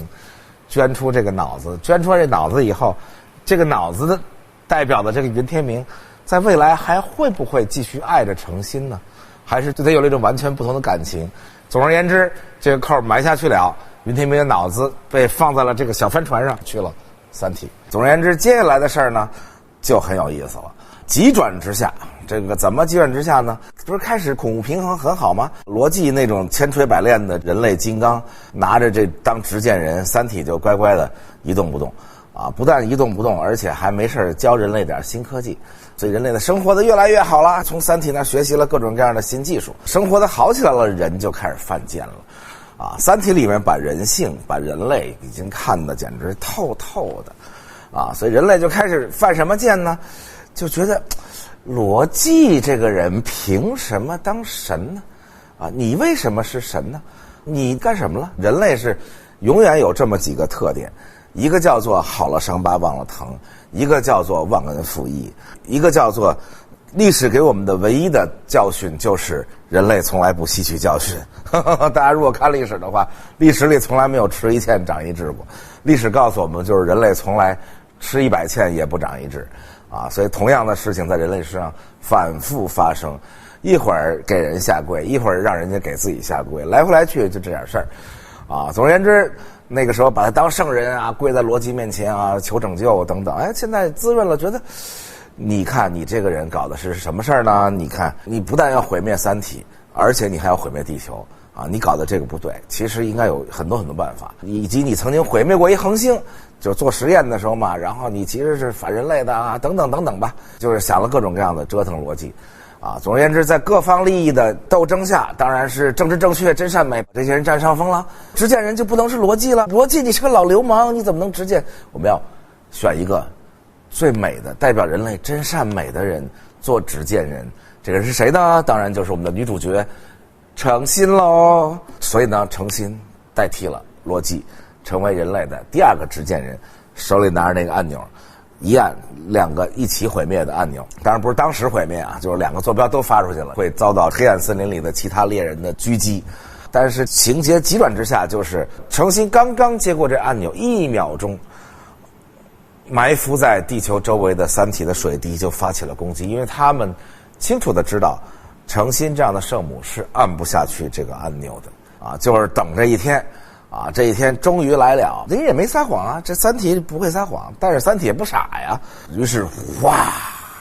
一下子，地球完蛋了，摧毁了所有的发射装置。其实不用干别的，你只要把那个用引力波发射坐标的那东西给它毁灭了，不就完了吗？本来地球上装了好些个，结果瞬间就被毁灭了。啊，那个东西只要一毁灭了，地球没有能力向宇宙中发射坐标了。那又回到了当初的状态嘛，在三体眼里，地球什么都不是，就是虫子呀，啊，随时随地就可以毁灭你，啊，于是地球被占领了。那个穿着日本衣服的拟人化的质子啊，来到了地球以后，一直寄居在一个特别美、特别美的一个日本女人里面，啊，当然是个机器人喽，大脑就是三体喽。那于是她成了人类的独裁者，啊，于是她下令。当然是代表三体下令啊，所有的人多长时间内全部都住到澳大利亚去。哎，这个事儿挺有意思的。我小的时候也这么想过，因为我小的时候很忧国忧民呐，琢磨说咱们这国家人口太多怎么办？然后那个青藏高原也住不了，蒙古高原也住不了。后来我也觉得应该搬个几亿人到澳大利亚去。结果真的就大刘就这么写了，而且这比我这狠多了，不是搬个几十，是全世界的人全都去，不去的人最后就会毁灭。当然也有人不去啊，有人坚决不去，说我就要死在这儿，那你死在这儿吧。大部分人还有求生欲望的人，这个时候再也不吹牛，然后大家就集体搬到澳大利亚去了，导致这好几十亿人宗到澳大利亚。哎呀，描述了一通那个澳大利亚的悲惨状况。那悲惨状况你看着一点都不陌生，因为人类自己互相的杀戮，人类自己互相的毁灭。你看过太多在叙利亚的，在巴勒斯坦的，在伊拉克的难民营，你看过太多这些悲惨的故事。这人类自己反正也会把自己折腾成这样。好，现在三体来折腾你啊！人类本来都已经全办好了，准备开始重新把人类的那一套很二的社会在澳大利亚再重建起来。这些国家怎么办呢？去的时候是分了中国美国，然后到了那儿咱们到底要不要合啦，要不要分啦，大家这意识形态啊就不管了，反正弄一通啊。总而言之准备好好在那儿生活了。我们就是印第安人，这不就是美国人把印第安人圈在印第安保留地里了吗？一模一样啊。那印第安人也顽强的生活下来了，人类最后说那我们顽强的生活吧。这个时候突然间质子指挥水滴一下子把人类运到这儿的补给电厂等等全炸毁。人类一下傻了，说不是把我们圈在这儿就可以了吗？其他地方都给你们三体了，我们就这点地儿几十亿人生活你们都不给吗？想把我们饿死吗？啊，这个时候质子来到澳大利亚，对着这些在保留地里的澳大利亚人说了这样一番话：生存本来就是一种幸运，在过去的地球上是如此，现在这个冷酷的宇宙中也到处都如此。但不知道从什么时候起，地球上人类有了一种幻觉，认为生存成了唾手可得的东西，这就是你们失败的最根本的原因。进化的旗帜将再次在这个世界升起，你们将为生存而战。我希望在座的每个人都在那最后的5000万人中。什么叫最后5000万人啊？就是他希望人吃人，他把你们的补给都拿掉，你们的人太多了，在澳大利亚你们就互相吃吧，啊，这个直到吃到还剩5000万人，你们就能生存下去了，啊，说希望你们能吃到粮食，粮食就是其他的人，而不是被粮食吃掉，啊，这个质子这番话说的振聋发聩，啊，因为人类确实跟以前跟所有动物一样，就是为了生存而战。从恐龙灭绝开始，然后有了哺乳动物开始逐渐进化到人，然后人又把其他的动物弄掉，然后人又把其他的人弄掉。我们这种人只是几种最早的智人之一啊，最后我们又把生活在欧洲的中东的其他的人都弄死，然后我们这一支人还占领了地球。可是呢，我们忘了，我们觉得地球是属于我们的，所有东西都是属于我们的。我们觉得生存是一种权利，我们还开始要了人权，还是开始要了各种东西。生存仿佛成了一种就是他说的唾手可得的东西，但是其实不是，其实生存是永恒的主题这个人类已经把自己惯成什么样的了？我给大家说个数字今天生活在地球上这70亿人加起来大概有3亿吨重。当然了，如果减去一个我的话，差不多也还是3亿吨重。但是还有2个惊人的数字是什么呢？人类为了吃而养的家禽家畜一共有7亿吨重，然后整个地球上其他的生物全都加在一起，哪怕最重的鲸鱼、最重的犀牛全都加在一起还有1亿吨。什么意思呢？人类本来是这个地球上1000万种生物之一，本来只是1/1000那人类开始掌控了这个地球以后，那不就跟三体来了一样吗？那人类对地球做了什么呢？人类毁灭了多少个物种？曾经在美洲大陆上8吨重的巨型的2尺兽，曾经有巨型的狮子，曾经什么都有，在美洲大陆上被人类毁灭殆尽，最后只剩羊驼、草泥马。那么多美好的生物，大部分都被人类毁掉了最后人类不但毁生物，还有这几样生物挺好于是把猪养的肥肥的，而且猪其实是一种很聪明的动物但是人类怎么养猪呢？猪就生活在那么狭小的那里面，然后除了给人类吃肉以外没有任何的生活人类怎么养的鸡？每一个鸡只有这么点小的地方，然后只能下蛋。其实鸡有很多欲望人类怎么养奶牛？永远把你的孩子从你身边抢走，然后用机器弄你的奶，然后你为了吃养出了7亿吨怪的，不是自然选择出来的生物，是你自己弄出来的自然的生物只剩了1亿吨，本来这个地球也被你毁得差不多了。所以这个质子这番谈话非常好，三体就说你们互相吃吧，你们也别吃那些东西，你们互相吃一吃，吃得上5000万人，你这块土地就能养活你们。我想在这儿再发点感慨因为这故事快到尾声了。三体人并不仇恨人类，大家看这个大刘写的非常好。之前三体人跟人类的关系就是说，我想找一块地儿生活，而且我也没把你们杀光比人类还客气人类杀人类经常灭族灭种，我只是让你们去澳大利亚，而且中间大家平衡的时候还学习人类拍电影，还教给人类很多科技。他并不恨人类，他是为了生存才这么决绝为了生存才去这么做其实就像什么呢？那些欧洲人其实不恨黑人，他为什么搞那么多黑奴呢？也是一样，为了他的欲望为了他能在这个美洲生存下去给大家说个事实这不像我们说的奴隶社会、封建社会、什么资本主义社会。这欧洲从基督教社会开始，中世纪就没有什么奴隶，因为奴隶有背基督教的一些教义。这黑奴制度不是一个很古老的腐朽制度，其实黑奴制度是跟大航海之后，然后以及资本主义开始之后，那资本主义要生存，每一种文明都要生存嘛，所以我觉得大刘一直用文明这个词儿特别好，因为他要说人种或者物种其实就太细碎了，每种物种每种人种生存的环境跟需求不一样，但是文明是一样的这个资本主义就是一种文明嘛，这资本主义这种文明要生存，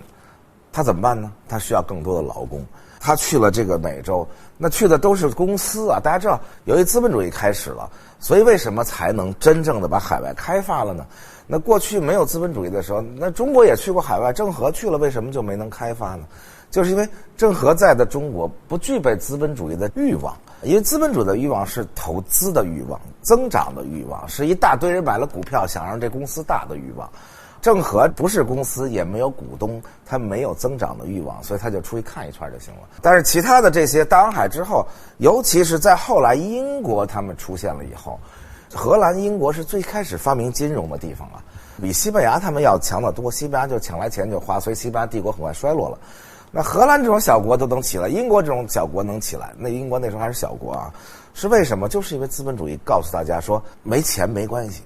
只要你有增长，有的是人给你钱。所以大家知道荷兰为什么曾经雄霸世界，荷兰的船航行到全世界，西班牙钱是抢来的，那荷兰钱从哪儿来啊？然后就英国来的，英国钱从哪儿来的？就是借来的，从股票发行，这公司有利息，有股息，要分红，这就是资本主义这种文明的需求。那这种文明需求是那么多买了股票的人啊，那么多借给你钱的人，那你这公司要增长，要增长怎么办呀？一定要弄一些又低成本又能抗病又吃苦耐劳的人，那就去弄黑人。而且我相信那些生活在阿姆斯特丹买了这个荷兰东印度公司股票的人，不是都是凶神恶煞，不是都是奴隶主残酷的吸血的，那些股民没准是很善良的人啊，没准虔诚的信仰上帝，没准还周末去做义工，没准还去做慈善，但是他只是买了荷兰东印度公司的股票。那荷兰东印度公司作为一个这种资本主义文明的里面的最标准的一个公司，他就要去扩张，所以他就要去弄奴隶，他就要占领了印度尼西亚。大家知道印度尼西亚成为荷兰的殖民地其实是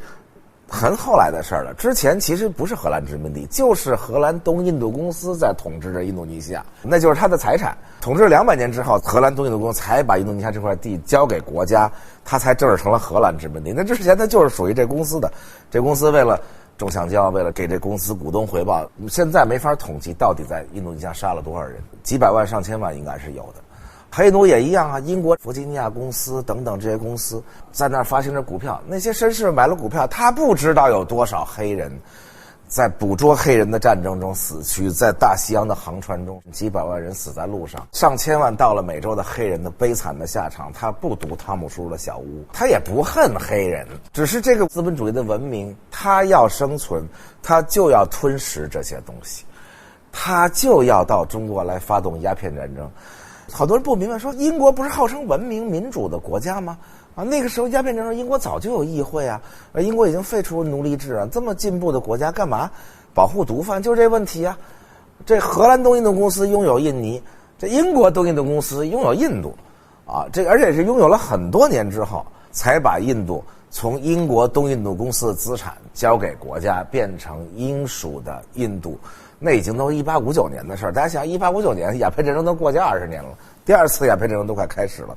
所以第4次鸦片战争的时候，那基本上就是英国东印度公司这么大一公司，那英国国会里的议员们、英国街上的绅士们都是股东啊。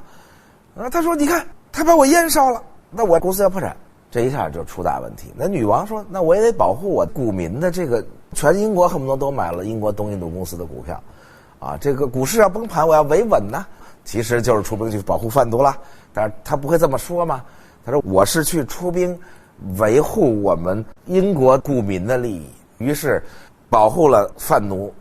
保护了贩毒。啊，最逗的是那些贩奴的公司居然也在英国上市啊，也有股票交易，也是很多人买那股票。有几个特别大的以贩卖黑奴为主业的公司在英国证券交易所上市以后的这股息，还有人统计过说，差不多在整个18世纪，贩奴公司的股票平均每年涨6%，其实很不错啊。虽然咱们中国今天习惯了，哇，增长那么快，阿里巴巴涨成那样，但是你要从100年的这个角度来看，说有一公司这股票平均每年涨6%，一直涨了100年，这个是极少见的。这因为中间有各种各样的起伏嘛。说了这么大篇啊，想说就是说，三体文明并不恨地球文明，也不恨地球上的人，就是因为一个文明要生存，就是因为黑暗森林法则啊。当然了，人类中间的坏人还是有的，也有那种特别邪恶的，比如说比利时的这个利奥波德2世，咱们之前也讲过他啊，最坏的这人。可是在欧洲他表现的那个好，对比利时人民那个好，给人民福利，给人民选举权，哇天，人民都说好国王好国王。然后这位好国王在非洲干了什么事儿呢？这个太邪恶，一定要跟大家说一说。这是我看三体一边看一边想人类历史上人吃人的整个的历史。鲁迅先生说啊，翻开我们的历史，每一页上都写着吃人，人三体只不过公开的要求你们互相吃而已，其实我们之前也在互相吃人。啊，这利奥波德2世在国内的英明的国王，然后自己以国王的名义，不是以国家的名义啊，组成了一个非政府组织，说要去非洲建医院、搞慈善等等等等，清洁水，要干这事。我说哇，这国王这么好啊！欧洲这些就觉得这国王不错呀。于是欧洲列强坐下来，指定了非洲中间一大块地。你说这多像三体呀！人三体来让你去澳大利亚，怎么了？你有什么不服的？当年生活在刚果上的2000多万人，人家都不是人啊，就跟三体来了，你就不是人。然后就由你们欧洲列强指着地图说：“这块东西给你吧，你不是想玩这个吗？你去玩吧。”于是，利奥波德二世以个人的名义，自己的组成的这么一个组织，所谓的这个今天看叫 NGO 组织，去拥有了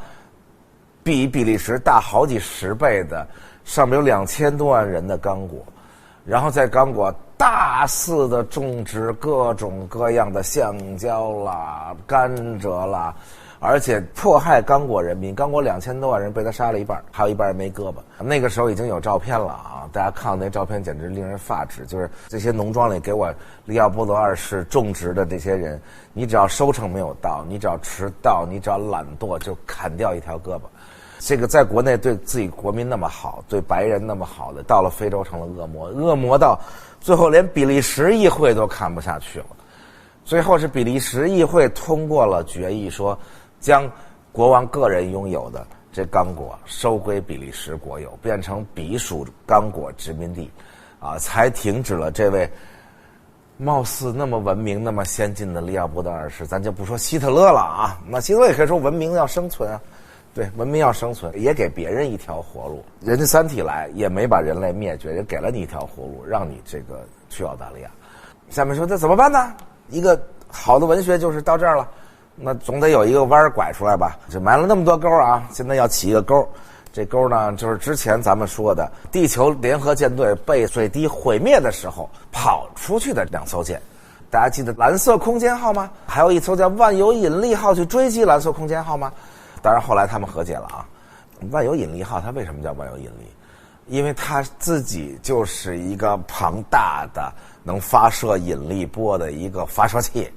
在那船整个就长成一发射器那样的一根大柱子，它就能发射引力波。但是三体并不知道，三体是在地球上把所有的发射器都毁灭了以后，地球人给弄到澳大利亚去了。三体觉得这事儿已经成了，准备来移民了，准备跟人类好好在一起生活了。你在澳大利亚，我在其他地儿。结果他没想到的是，带有引力波发射器的这个万有引力号毫不犹豫地为地球人类展开最后的反击。我们的祖球已经完蛋了，那咱们就同归于尽吧。当然同归于尽也跟万有引力没关系啊，它发射的是三体的坐标，那其他的这个外星文明也会同时发现地球，但是不会发现它啊，所以它就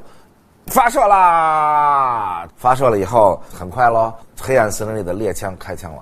于是这个三体毁灭了啊。三体彻底毁灭了以后，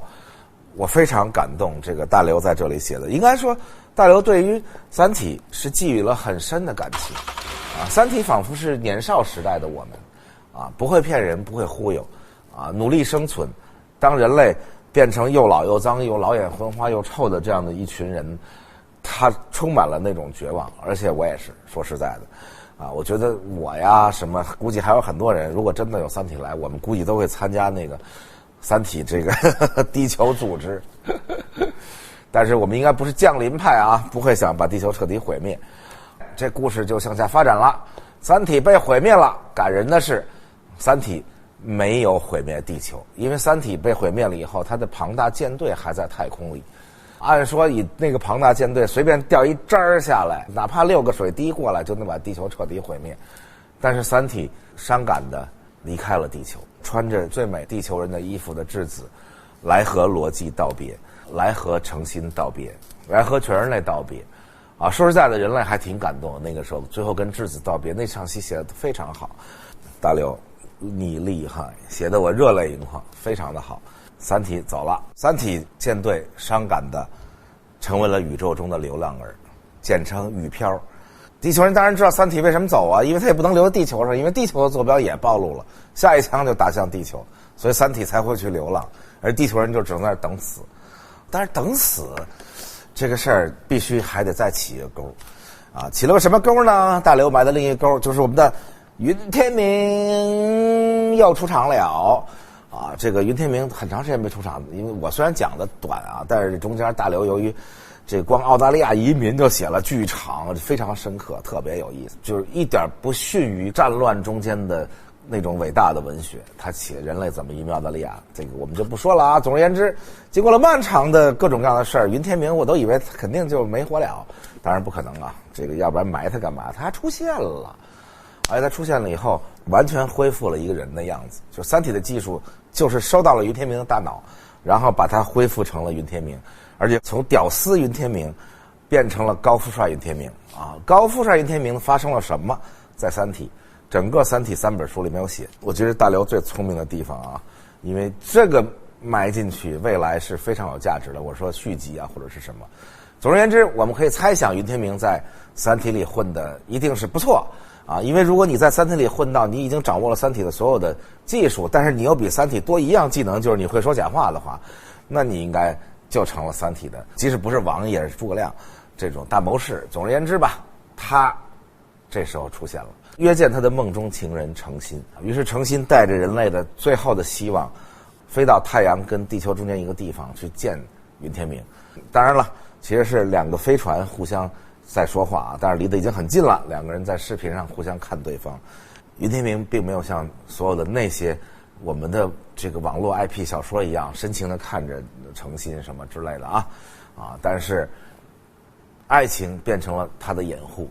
啊，我爱这个人，那你让我见一面总可以，我不给人类任何信息啊，但是他讲了3个故事，滴水不漏的没有被三体听出来，他泄露了什么三体的高技术，以及给人类指出了一个什么样的未来，三体都没听懂啊，所以安全的讲了3故事，认为是这个小2口鹊桥相会了一下，牛郎跟织女，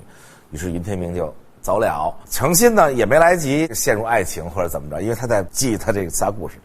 记了以后回来把这3故事复述给人类所有的智囊团，都集中在一个被电屏蔽的小屋里，这样省得质子来看，其实人质子早撤了。然后各种各样的不同的门类的学者全在研究这3故事啊，这3故事怎么弄出来的就不说了啊。总而言之，程心就出现了一个闺蜜，最终他们发现一个什么事儿呢？就是云天明讲的这个故事里面蕴含的最重要的科技，就是要制造一种叫用曲率驱动的方式制造的光速飞船。技术咱们不多讲啊，每一次，但是都是提2句。这个曲率驱动大致的意思是什么意思呢？正好大家看过《盗梦空间》什么，所以就好形容一点，就是说，当你在我们现在地球观测到的时间跟空间情况下，你如果想把自己加速到光速，按爱因斯坦的相对论的描述告诉我们一件事情，就是速度越快质量越大，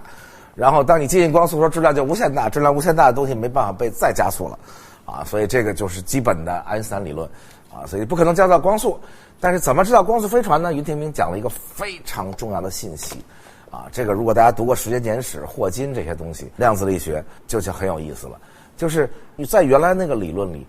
时间空间是不弯曲的。换句话说，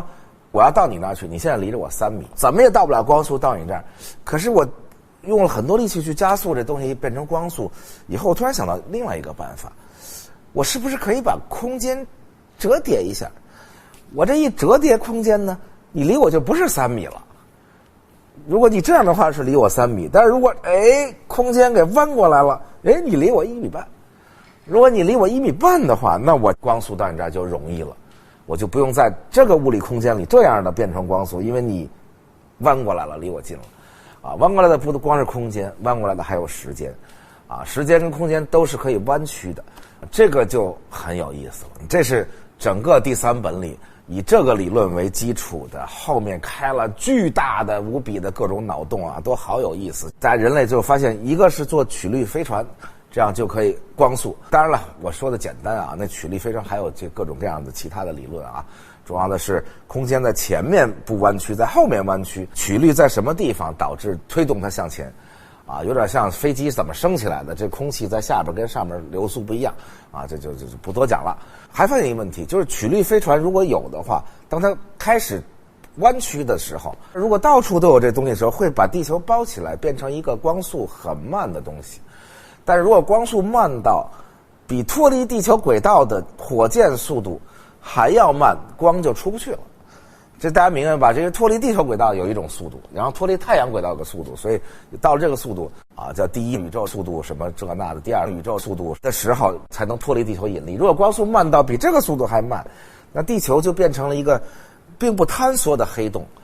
就是说不是黑洞那种，由于坍缩到这么高的质量密度导致的，不是因为引力导致的，而是因为整个围绕地球由于这个曲率飞船造成的光速减低，所以这样也能防护自己，因为别人就觉得地球没问题了，地球不危险啊，因为你连光都出不来，你什么也出不来，你也不能成为一个猎人，但是又一派人说呀，这个太保守了啊，等等，好，就不说这么多了，还有其他的什么。把地球人都弄得大飞船里躲的什么土星还是木星后头，就大家想了各种各样的东西，但是真正能拯救人类的，云天明在故事里其实已经讲清楚了，其他都不行，就只有做出光速飞船一条路。因为云天明知道他们要怎么毁灭地球，就是在那些毁灭者面前，三体都不是对手。你想想，三体就一下给炸成渣了，那云天明当然知道你弄那些防御没有用，你就是光速飞船，你能逃离。但是光速飞船逃离这一件事在地球上引起了巨大的争议地球人永远是这样的，什么时候需要这个理论，大家就端出这个理论；什么时候需要那个理论，就端出那个理论。现在需要的是平等，因为大家谁都知道光速飞船不能把全人类都运走。那如果不能把全人类都运走的情况下，谁走，谁留谁先走，谁后走。中间还发生过一次虚惊一场，但是光这虚惊一场的时候，那想逃离的人们，最先有飞船的人们，还不是曲率飞船这只是能逃到一定程度的人，都不管拥到这个机场的人民怎么样，直接点火烧死无数人，为了能飞走总之人类的贪婪以及人类的这个各种各样劣根性在这上面都爆发出来，然后导致人类不能统一这个立场，最后只好所有的政府立法禁止研制曲率驱动的技术因为这会导致人类还没研制出来这个就互相杀光了。程心还有一个大功，因为大家最后发现如果离开地球，那能去的是哪儿呢？最后发现有一颗恒星上面好像各种各样的这个环境条件都最适合人类生存。这颗恒星是什么呢？就是云天明当时用他所有的财产300多万买了那颗恒星，当时只是联合国为了募资卖了，结果这时候发现这真成资产了原来只是一个号，现在真的成资产了。那于是变成什么呢？变成程心不但立了这个大功，而且人类最后移民去那个地方，那地方的拥有者是程心。哇，这个太厉害了！当然程心说我捐出来，圣母嘛，是肯定不可能要钱的了，但是那也不行，那所以他成了大富婆。总而言之，她和她的闺蜜拥有了地球上最伟大的大公司，然后原来最讨厌的一个人韦德还曾经想杀了程心等等的这样的一个人，想杀程心是因为觉得他不能当执剑人但是呢确实韦德是对的嘛，那个时候，但是他也出狱了，是出狱以后他又来找程心说我可以给你当下属，但是我有我的梦想，怎么拯救人类程心说那好吧，交给你吧。又睡了，这个经常得睡一下要不然这故事连不上，这故事的前进跟这人的年纪太珍贵，尤其是当一个理工男写一个女人的时候，他不想让这个女人变成40多岁，所以程心怎么才能保持一直年轻呢？就是得不停的冬眠所以好吧，你搞吧，我冬眠于是这个姐妹也陪他冬眠了，然后就冬眠了。等再醒过来的时候，圣母又一次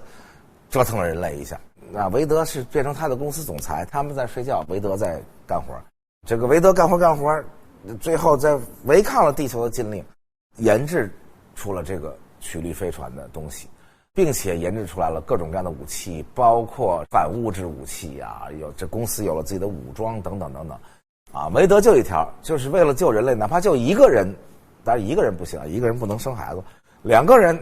也要研制出这飞船冲出地球，不能被地球这些平庸的人类互相之间为了平等，为了什么大家一块死，绝对不行。这个韦德是有坚强的意志的这样的一个人，然后他就准备武装反抗人类的政府，然后武器也足够，技术也足够，但是在最后的时刻又被我们的圣母诚心给拦住了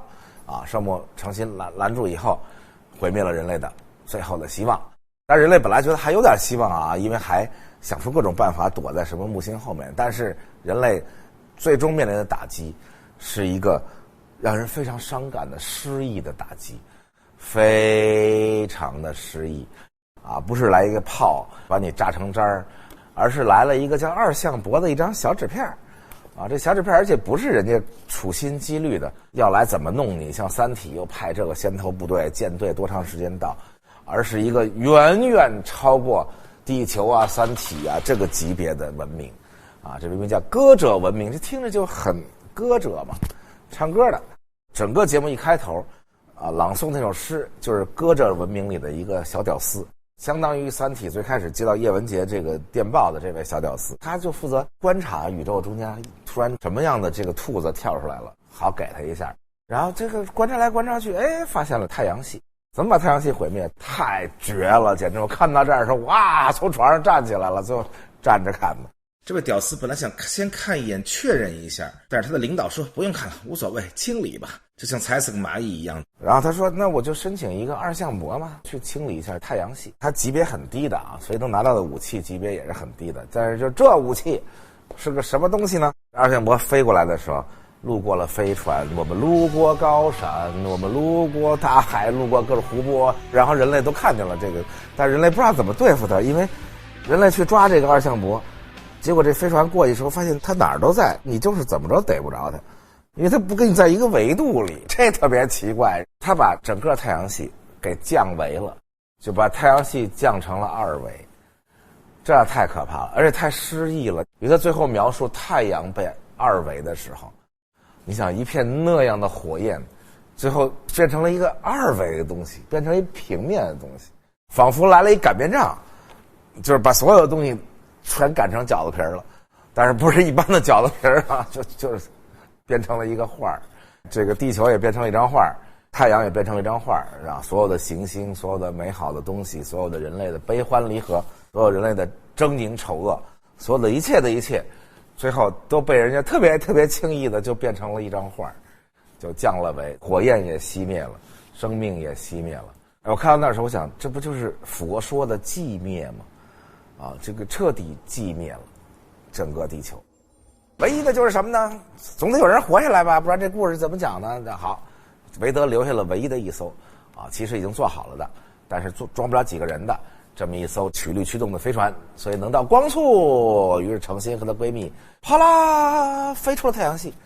啊，这个基本上三体的故事到这儿就结束了。还有一点尾声已经跟三体没关系了，已经不是他的事了。最后尾声呢是个什么事儿呢？尾声就是程心这个圣母还不能光把太阳系毁了，他还得再毁点什么。于是最后呢，基本上就是一个特别特别高超的理论。哇，那个理论特别棒，就是说为什么地球是三维的啊？为什么太阳系是三维的？宇宙原本是11维的，在11维宇宙的情况下，那光速是几乎接近无限的，而不是30万公里一秒。光速是如何从无限变成30万公里一秒的呢？就是因为大家不断的降维攻击对方啊，地球无所谓啊，一破3维的玩意儿，就是人都懒得理你。但是很多高级文明在战斗，经常使用降维武器。这个降维武器使用的时候呢，就会降低光速，而且降低维度。所以宇宙呢，最终会自己慢慢的，在这个黑暗森林理论的这个驱动下，会把自己降成0维，那宇宙就毁灭了。最后大家就说，那宇宙怎么办呢？啊，为了逃避战争，就有一些高级文明发明了小宇宙，就是模拟了大宇宙的小宇宙啊。列明赠送了一个小宇宙给那个程心，啊，但是小宇宙越来越多呢，又出现了一个问题。你有一个小宇宙，它有一个小宇宙，但是小宇宙自己形成了一个封闭的东西，导致大宇宙质量失衡。这是大刘开的一个超大脑洞啊，我只能简单的给大家描述。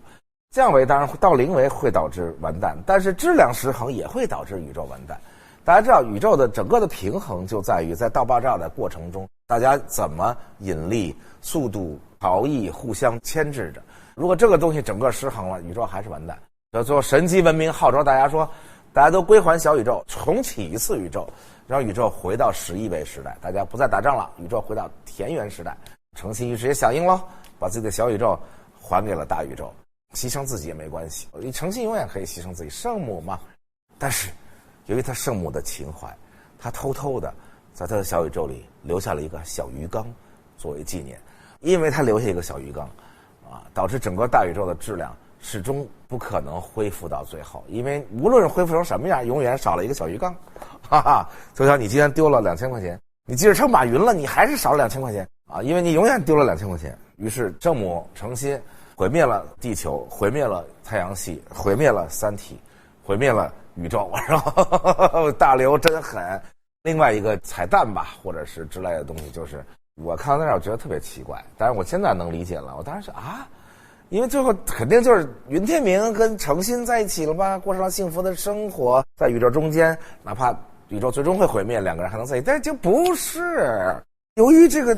一不留神陷入了不同的两个时空，结果是诚心的闺蜜跟云天明度过了幸福的一生，并且也没有花笔墨去描述什么爱情。然后诚心是非常奇怪的和一个从那个飞船上流落出来的一个科学屌丝，也不是怎么俩人在一起了，而且最后就用这么短的篇幅，就突然就给他们强制性的非自由恋爱的给这两对装一块结束了。当时看完这个结尾的时候第一个反应就是说，哎呦，大刘怎么会这功力还是欠缺呀？但是你再回头一想，你写诚心跟于天明在一起，那又叫什么伟大文学吗？那不就是最最粗浅的文学吗？就咱出门随便找俩人都会写说诚心跟于天明在一起，所以也不能说这就是功力不够，因为这是最最普通的一种方程式，但是他没有这么写。我觉得有这么几个原因我分析一下大刘的心态。当然他首先他是不喜欢诚心的他曾经在采访里也这个说过，如果他喜欢诚心，他就不会这么写当然他把他描述的美极了真善美集于一身。但是大刘本人是个黑暗的人，在黑暗的人的这个坐标系里，诚心这样的人就是恶魔。如果你是一个要写光明的那种东西，内心充满阳光，你是一个好莱坞的人，不是一个纽约的作者，你可能那么写觉得诚心很好。他明显的是不喜欢当然这个角色在网上骂声一片骂声一片就说明大刘成功了嘛，因为你写的并不是一个坏人，你写的是人类最好的一个人，所以这才给人类以警醒。如果你写撒旦，给人类没有警醒；你写犹大，给人类没有警醒。如果你写耶稣毁灭了人类，如果你写佛陀毁灭了人类，那才是给人类当头棒喝，给人类最大的惊醒。所以这个是大刘这本书里的重大贡献之一，就是圣母在毁灭人类。因此大刘不能让他跟云天明在一起。而且再有一个原因，我觉得是技术原因。就为什么呢？比如说我怀着这个书还没写完，我还想往下写，或者说不是我，而是有一堆利益驱动者在我身边，有要拍电影的，有拍电视剧的，有想卖书的。总而言之，大刘现在就是金矿你想想围着他的人多少，就我这还不是金矿呢，我这铜矿都一堆人围着我。留下云天明是非常重要的一笔，而且在任何一种文学类型里，诚心写到这个地步就已经写完了。但诚心的闺蜜还没写完，诚心的闺蜜没写完，云天明还要大写而特写，甚至可以写他的前史，他到了三体以后，他怎么从一个大脑恢复成人以后，他怎么在三体世界里最后成为一个牛冠，这都可以有很大的空间写。所以他聪明的让他俩在一起了，他两个都还有很大空间写。诚心您就算了，您已经被写完了，您就找一个屌丝学匠一边待着去吧。基本上就是这么一个结尾。我天，当然不能叫伟大文学的结尾这个整个的三体是伟大的。当然他自己采访里说过，他写太仓促了，因为那个时候已经有钱逼着他写，因为已经火了嘛。所以伟大的文学一定是前两个没火的时候，火了以后就有点商业了所以这个结尾不太好，但是值得理解。他已经进入了商业世界，大刘已经从一个美好的人类少年时代进入到了成人世界。下面我们重点说一下罗辑罗辑在最后毁灭之前没有上飞船，不能上飞船。罗辑这样一个人怎么能上飞船？他一定是涅槃呢。罗辑这样一个寄托了大刘最美好的对人类的向往的人物，最终必须要殉的。所以最后罗辑很好，他不上飞船，上了飞船也不对，还多一灯泡而且罗辑这个人物也写完了。说实在的，这个诚心是那写完了，罗辑是完美的写完了，所以他也不用上飞船了，在人类最后的遗迹的博物馆关上了大门，守护人类最后博物馆。当然守护不了什么时候因为没过多久那个二维就一直过来，大家全都毁灭。我们再回头看一下整个的这个人物出现到最后，他跟人类的关系，他实际上是单枪匹马的挑战两个文明啊，因为他手里握着2个文明的生死，三体跟地球。最开始他发完咒语以后啊，就想试一下嘛，这黑暗森林理论行不行，就睡觉了。醒来一看，人类不需要面壁者了，于是他第一次从一个英雄面壁者变成一个普通人，变成一个就是没人爱理他的人啊。可是呢，他的咒语后来又生效了，那个坐标的星球被毁灭了，哇，他成了圣人，他成了神，到他生活的村庄朝拜他，视他为全人类的救世主。结果没过几天，人类发现由于太阳被锁死了，三体有这个技术啊，逻辑的招数不灵了，逻辑又变成了垃圾，于是大家就开始唾弃他，认为他是个废物，坐公交车都把他赶下车，搭个车把他扔在半路。结果逻辑自己搞出另类的发射系统，绕过了被锁死的太阳，因为原来是靠太阳放大嘛，大家记得叶文洁最开始发射的时候是靠太阳放大，于是实现了威慑，全人类感谢他，委任他为执剑人，给他最大的责任，他又成救世主。于是这个开始和平日子过久了，大家都忘了逻辑就是为整个人类带来和平那个人，大家就开始觉得怎么能把全人类的命运交在一个人手里呢？绝对的权力导致绝对的腐败，大家都听得耳朵起来了啊！说他就是地球上最大的独裁者，他手里握着我们的命运，我们怎么能这样？我们要重新换一个执剑人，所以最后换了诚心吗？因为人类就是这样，于是他就变成了最讨厌的人，最后还要审判他，因为他曾经发出咒语导致了另外一个恒星的毁灭，所以他是有史以来最大的杀人犯。结果罗辑坚持了54年与三体世界的对峙，给人类的这么多年的和平。他卸任了执剑人之后，被国际法庭以世界灭绝罪拘捕，接受调查。结果三体入侵地球的时候呢，大家都去澳大利亚了吗？那有些人不去啊，就在地球上搞了反抗军。那时候人类又想起罗辑来了，然后所有反抗军又把罗辑送上了神坛，他是他们的精神领袖。最后罗辑成为了人类地球博物馆的看门老大爷。大家觉得像不像？像不像人类干的很多事儿？就在今天，就在现在，人类还在干这件事。干什么事儿呢？大家都知道，美国就在干啊，在弗吉尼亚州拆了罗伯里将军的这个雕像，说罗伯里将军是一个奴隶主。曾几何时，罗伯特里将军是全美国人民，不但是南方人民，而且是北方人民精神的代表。弗吉尼亚州这个最逗的是，国会要求每个州选2个人把雕像放国会里，所以国会大厦有100个雕像，弗吉尼亚州就选2人，一个就是南军统帅内战的时候的罗伯里将军，一个是国父华盛顿。结果现在是这俩都有问题，因为说罗伯特里你有奴隶，华盛顿当然也有奴隶了，华盛顿不但有奴隶，但华盛顿比罗伯里又老了很多啊。那么早的时候，那在美国那谁没奴隶呢？啊，那不行。那如果这个都不行，那首都叫什么呢？这个 Washington DC， 那个州叫什么呢？华盛顿州。那罗伯里将军曾经代表过的那些美国的精神算什么呢？他原来是西点军校校长啊，是在北方，但是他家在弗吉尼亚。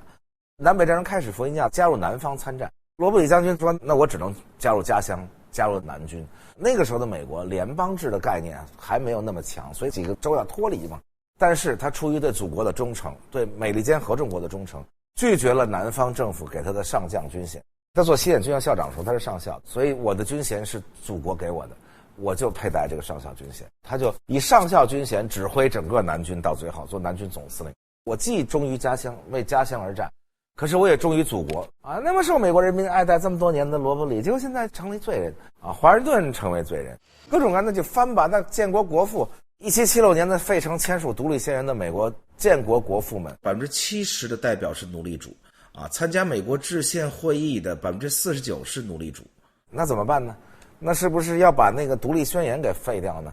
那如果废掉独立宣言，美国这国家是从哪里来的呢？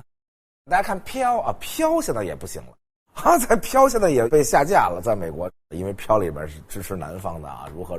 最主要是飘里边这个女黑奴怎么能跟这个 Scarlett 关系很好呢？女黑奴应该每天晚上都要捅死她。那其实那时候就是真实的历史，就是有很多很好的关系啊。虽然你是我买来的奴隶，但是我跟你关系很好，就像大家看白鹿原里一样啊，地主跟长工关系挺好啊。今天就是因为和平久了吗？就是因为没有危机嘛，大家就居然能闹这样的事情。中国已经经历过这件事情啊，所以我们看的时候，我们说啊，天哪，我们经历过啊，破四旧砸东西啊，你曾经家里当过地主，你怎么样，你剥削过人，那谁都不行了，那怎么办？那你说一个民族的传承跟历史怎么来认识它？结果蔓延到全世界去。哇，我到英国，我正前一阵到英国，一看，哇，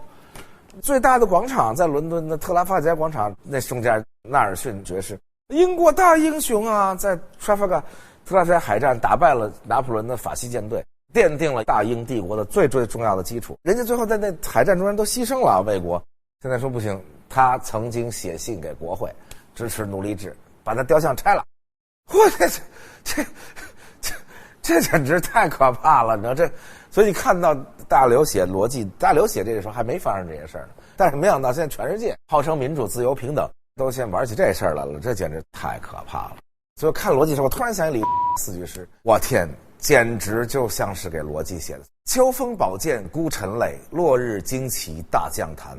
海外尘愤犹未息，诸君莫作等闲看。前面2句完全就在说逻辑俩身份嘛。逻辑是执剑人，秋风宝剑孤臣泪，谁能理解逻辑？50多年每天跟在他身边监视他那些质子三体，那种完全以最大意志在坚持让地球50人的安全。他当这个面壁人的时候，面壁人咱们讲过啊，是可以随便调动地球上任何资源的，你要多少颗核弹都给你，你要什么给你什么，因为你是面壁人，你肩负着拯救地球的责任。所以落日旌旗大将坛，就是那种大将在点将的时候啊，想调动什么样的部队就在这上点将，这说的不就是逻辑吗？而且海外俩字儿只要改成宇宙，就变成宇宙尘纷犹未息，诸君莫作等闲看。这完全不就是逻辑吗？告诉你们，你们不是一和平了就忘了，宇宙中间充满了黑暗森林法则，诸君莫作等闲看。有关这个故事，这个小说我就说的差不多了，最后再说2句咱们这个大刘，世界级的科幻大作家啊！我从其实如雷凡尔纳之后，那很小时候小学看的啊，后来已经很少看科幻作品，但是他的这个其实不能叫科幻，我觉得最好不要归类到那里面去。我觉得就是在所有的门类都是为了一般的作品而设的啊，在这之上只有一个门类叫做伟大作品，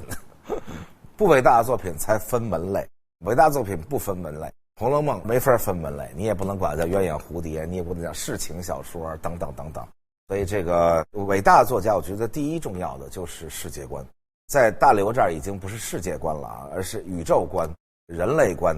大刘对宇宙的观念和人类的观念都是那种少见的冷酷啊，基本上你看到所有伟大作家都很冷酷啊，满心温暖的人成为不了伟大作家。他那个冷酷其实真实的提醒了人类，因为霍金其实就曾经说过，说大家不要对外星人怀有那种幻想，不要努力去接触，其实应该尽量避免啊。因为霍金从他的那科学那个脑子上，他也能想到大概我们的文明处在什么程度，所以不要那么想说，哎呀，我们碰见可爱的外星人，把他抱回家来养一会儿，完全不是那样的。也许我们整个地球就是某一个外星生物指甲盖的一个灰尘，所以不要试图去寻找，躲避就可以啊。以及他的人类观，他的人类观之黑暗、冷酷，我觉得他深受马基雅维利、萨特、什么乔治奥威尔，他一定是深受这些人的影响。我猜他是很读这些人的书的啊，但是他的整个这个观念比这些人还要狠，所以我觉得在这样的情况下，他写出了一个庞大的人物谱系，而且还很丰富的作品，这是一个非常了不起的工作。如果我心里怀着这样的黑暗，我觉得我都不知道怎么下笔来写这个东西。但是他自己接受采访等等，他说他没有那么仿佛从书中流露出来，但是我相信风格激人，他其实是我们这个时代的面壁者。所以对于面壁者，谁也不知道他内心深处的计划是什么啊，所以他只是把他目前的这些脑洞写下来了，而且他自己也是自己的破壁人。这哥们儿比我还大几岁，他是63年生的啊，毕业于华北水利水电学院。他一直住在小城阳泉，很长时间都不在阳泉，比在阳泉还小的一地儿在娘子关这个电厂待着，然后在一个超稳定的人群结构里啊生活着。基本上200年工业文明之前的人类就一直生活在一个超稳定的环境里。我们今天的所有的迷茫，我们今天所有的这些失落，其实是工业革命带给我们，是电带给我们的，是互联网带给我们的，是号称改善了我们的一切的这些东西带给我们的。其实之前人类一直像他的人生一样，生活在一个超稳定的结构里，而且他特别低调啊。我觉得那样的人都会很低调的，周围根本没有人知道刘慈欣是谁。他处于文革的时候，随着父母从北京下放到阳泉去的啊。那时候北京有很多去山西的啊，我舅舅也是那时候。然后考上大学毕业，也不是什么名校，所以也不需要像我说的那种名校生啊，有什么样的这个那个。但是他心怀人类跟宇宙，工作了20多年之后啊，娘子关电站还关掉了，爆破掉了，所以他又回到阳泉。他的妻子呢，在新的电厂上班，于是他就在家当这个家庭妇男，照顾老小，照顾孩子。啊，我还看到他带着女儿在太原逛街，被粉丝发现，好像就是前一阵是我在微博上看到的，特别可爱，很温和的跟人合影。他自己说，相比大城市的生活，我肯定更享受在阳泉。我不太习惯被人注意的那种生活。他说，人家只知道我是因为发电厂关了，在家带着一人，一个目前没有家庭负担，但也没办法出去工作的人，啊，所以他就是这么一个隐士一样的作者。他们那儿房子3000多万1平米，他也不需要有很多的物欲，他连微信都没有，也不玩手机，他跟外界联系就是电话和电子邮件。这样的一个神奇的人，其实我很想见他，但是我忍住了，因为我觉得我们仿佛不是在一个世界里的人，应该也没有什么共同的语言，你就让我来当一个很好的粉丝吧。未来我希望他还能保持今天的这种样子，不变成我们那种鸡贼。我们那时候出唱片的时候，当然不是我啊，是唱片公司，如果有40好听歌，一定分到2张专辑里。不是我的专辑啊，我的青春会10首歌都很好听，我说大部分。写科幻小说也是，如果有2大脑洞就放2作品里，有一个脑洞就够了嘛。但是刘慈欣不是啊，他很淳朴，有多少个脑洞都哇密集的往这三体里放啊，每一个其实展开都是一好莱坞大片，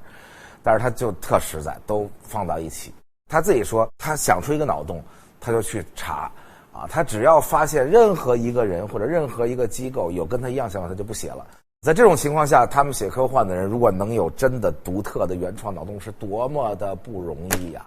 还有一次，他在这个一个科幻作家聚会上，然后大家喝多了，在说咱们怎么毁灭杭州啊？别毁灭杭州，马里巴就在那儿，因为那会在杭州。结果他喝多了，就随便说了一句，说降维攻击。自己回到家，然后害怕了好久，就怕别人把这拿走写了，因为他只要有人写，他就不写。幸亏没人听懂，所以别人都没写这个伟大的降维攻击的想法。降维攻击现在已经成了我们互联网行业里最流行的了。说啊，我们现在阿里要降维攻击一个行业，然后我们要降维攻击等等等等。希望他以后保持这个，而不是在利益的驱动下，不是在大量的那些想从他身上挣出大钱的那些人的影响下。大家想想，《三体》最开始卖电影版权，只卖了10万块钱，啊，但就是说不想起来就哎呦，这个我愿意也晚了，来不及了，这电影版权已经卖掉了。当然了，《三体》这么黑暗的东西啊，在好莱坞是，尤其在拍电影的 studio 里是很难 pitch 掉的。在好莱坞是这样的，拍电影那些大的 studio， 政治正确，然后不能这么黑暗，然后等等，这是很重要的，因为他们是全球电影 global movie， 他们得适合全球每一个地方，所以确实很难做。但是可以去 HBO， 其实大家看看 HBO 这些戏多黑暗呐！因为美剧好在哪儿？咱们之前讲过，美剧的市场单一，它不用去救活全人类，美国人爱看就行了。HBO 美剧太黑暗了，色情、暴力、黑暗等等等等。但是我估计他也没经验啊，我也当时，这我舔在好莱坞混了这么多年，现在还负责阿里的这个，如果当时我有这个机会，我一定要跟 HBO 一起把这个戏做出来。不知道以后还有没有机会啊？在这儿向大刘呼吁一下子，如果你还有对好莱坞的想法，我自己包括阿里愿意全力以赴的帮助把这个事做成，因为这是千载难逢的把一个中国作品做到全世界去的机会，而不是退回中国来拍一个中国本土的电影啊！我觉得心里好伤感。大刘，希望你能写出更伟大的作品，能把你创造的三体宇宙发扬光大，变成一个庞大的谱系。说实在的，就我内心深处来说，我觉得你创造的这个三体宇宙，比在美国以及全世界目前为止最大的 IP 星球大战创造的那个要伟大的多。在过去没有任何一代人，在将来也没有任何一代人能够经历我们这样的时代巨变。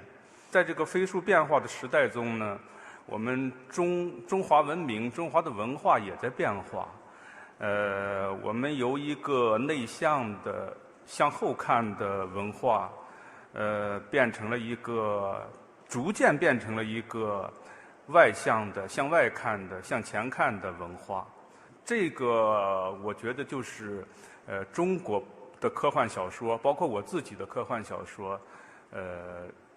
渐渐地受到外界、受到世界关注的一个最深层的原因吧。最后说几句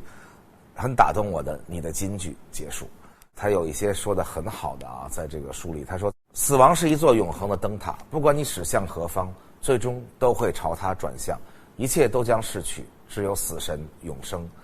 只有死神永生。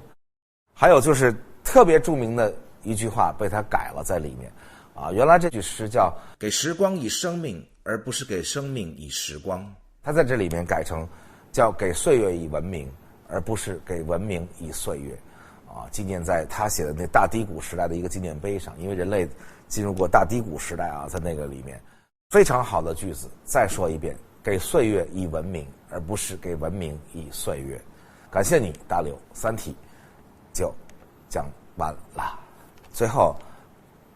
应该我不代表任何人啊，但是看了三体以后，以及回想人类这么多年来对这个地球犯下的丑恶的罪行，以及毁灭了这个地球上大量的文明，不是只有我们是文明，人家也是文明，我觉得心里极为愧疚啊。有机会咱们再聊聊这方面的话题吧，有关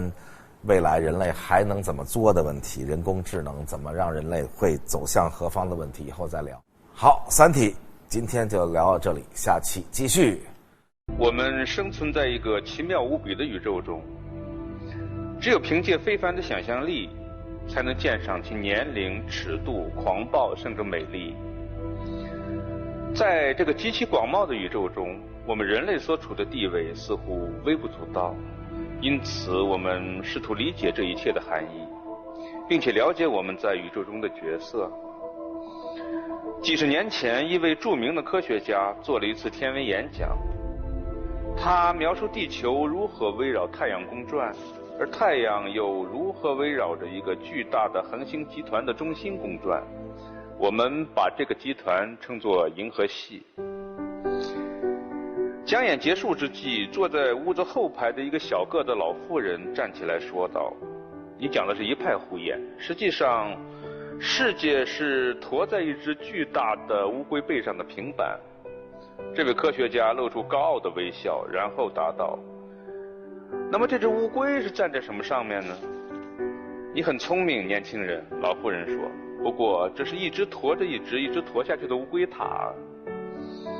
当今大多数人会觉得把我们的宇宙誉为一个无限乌龟塔的图像相当荒谬，但我们凭什么就自认为了解得更好呢？暂时忘却你所知道的，或者认为你所知道的有关空间的知识，然后抬头凝望夜空。你对所有那些光点作何解释？它们是微小的火焰吗？它们究竟是什么？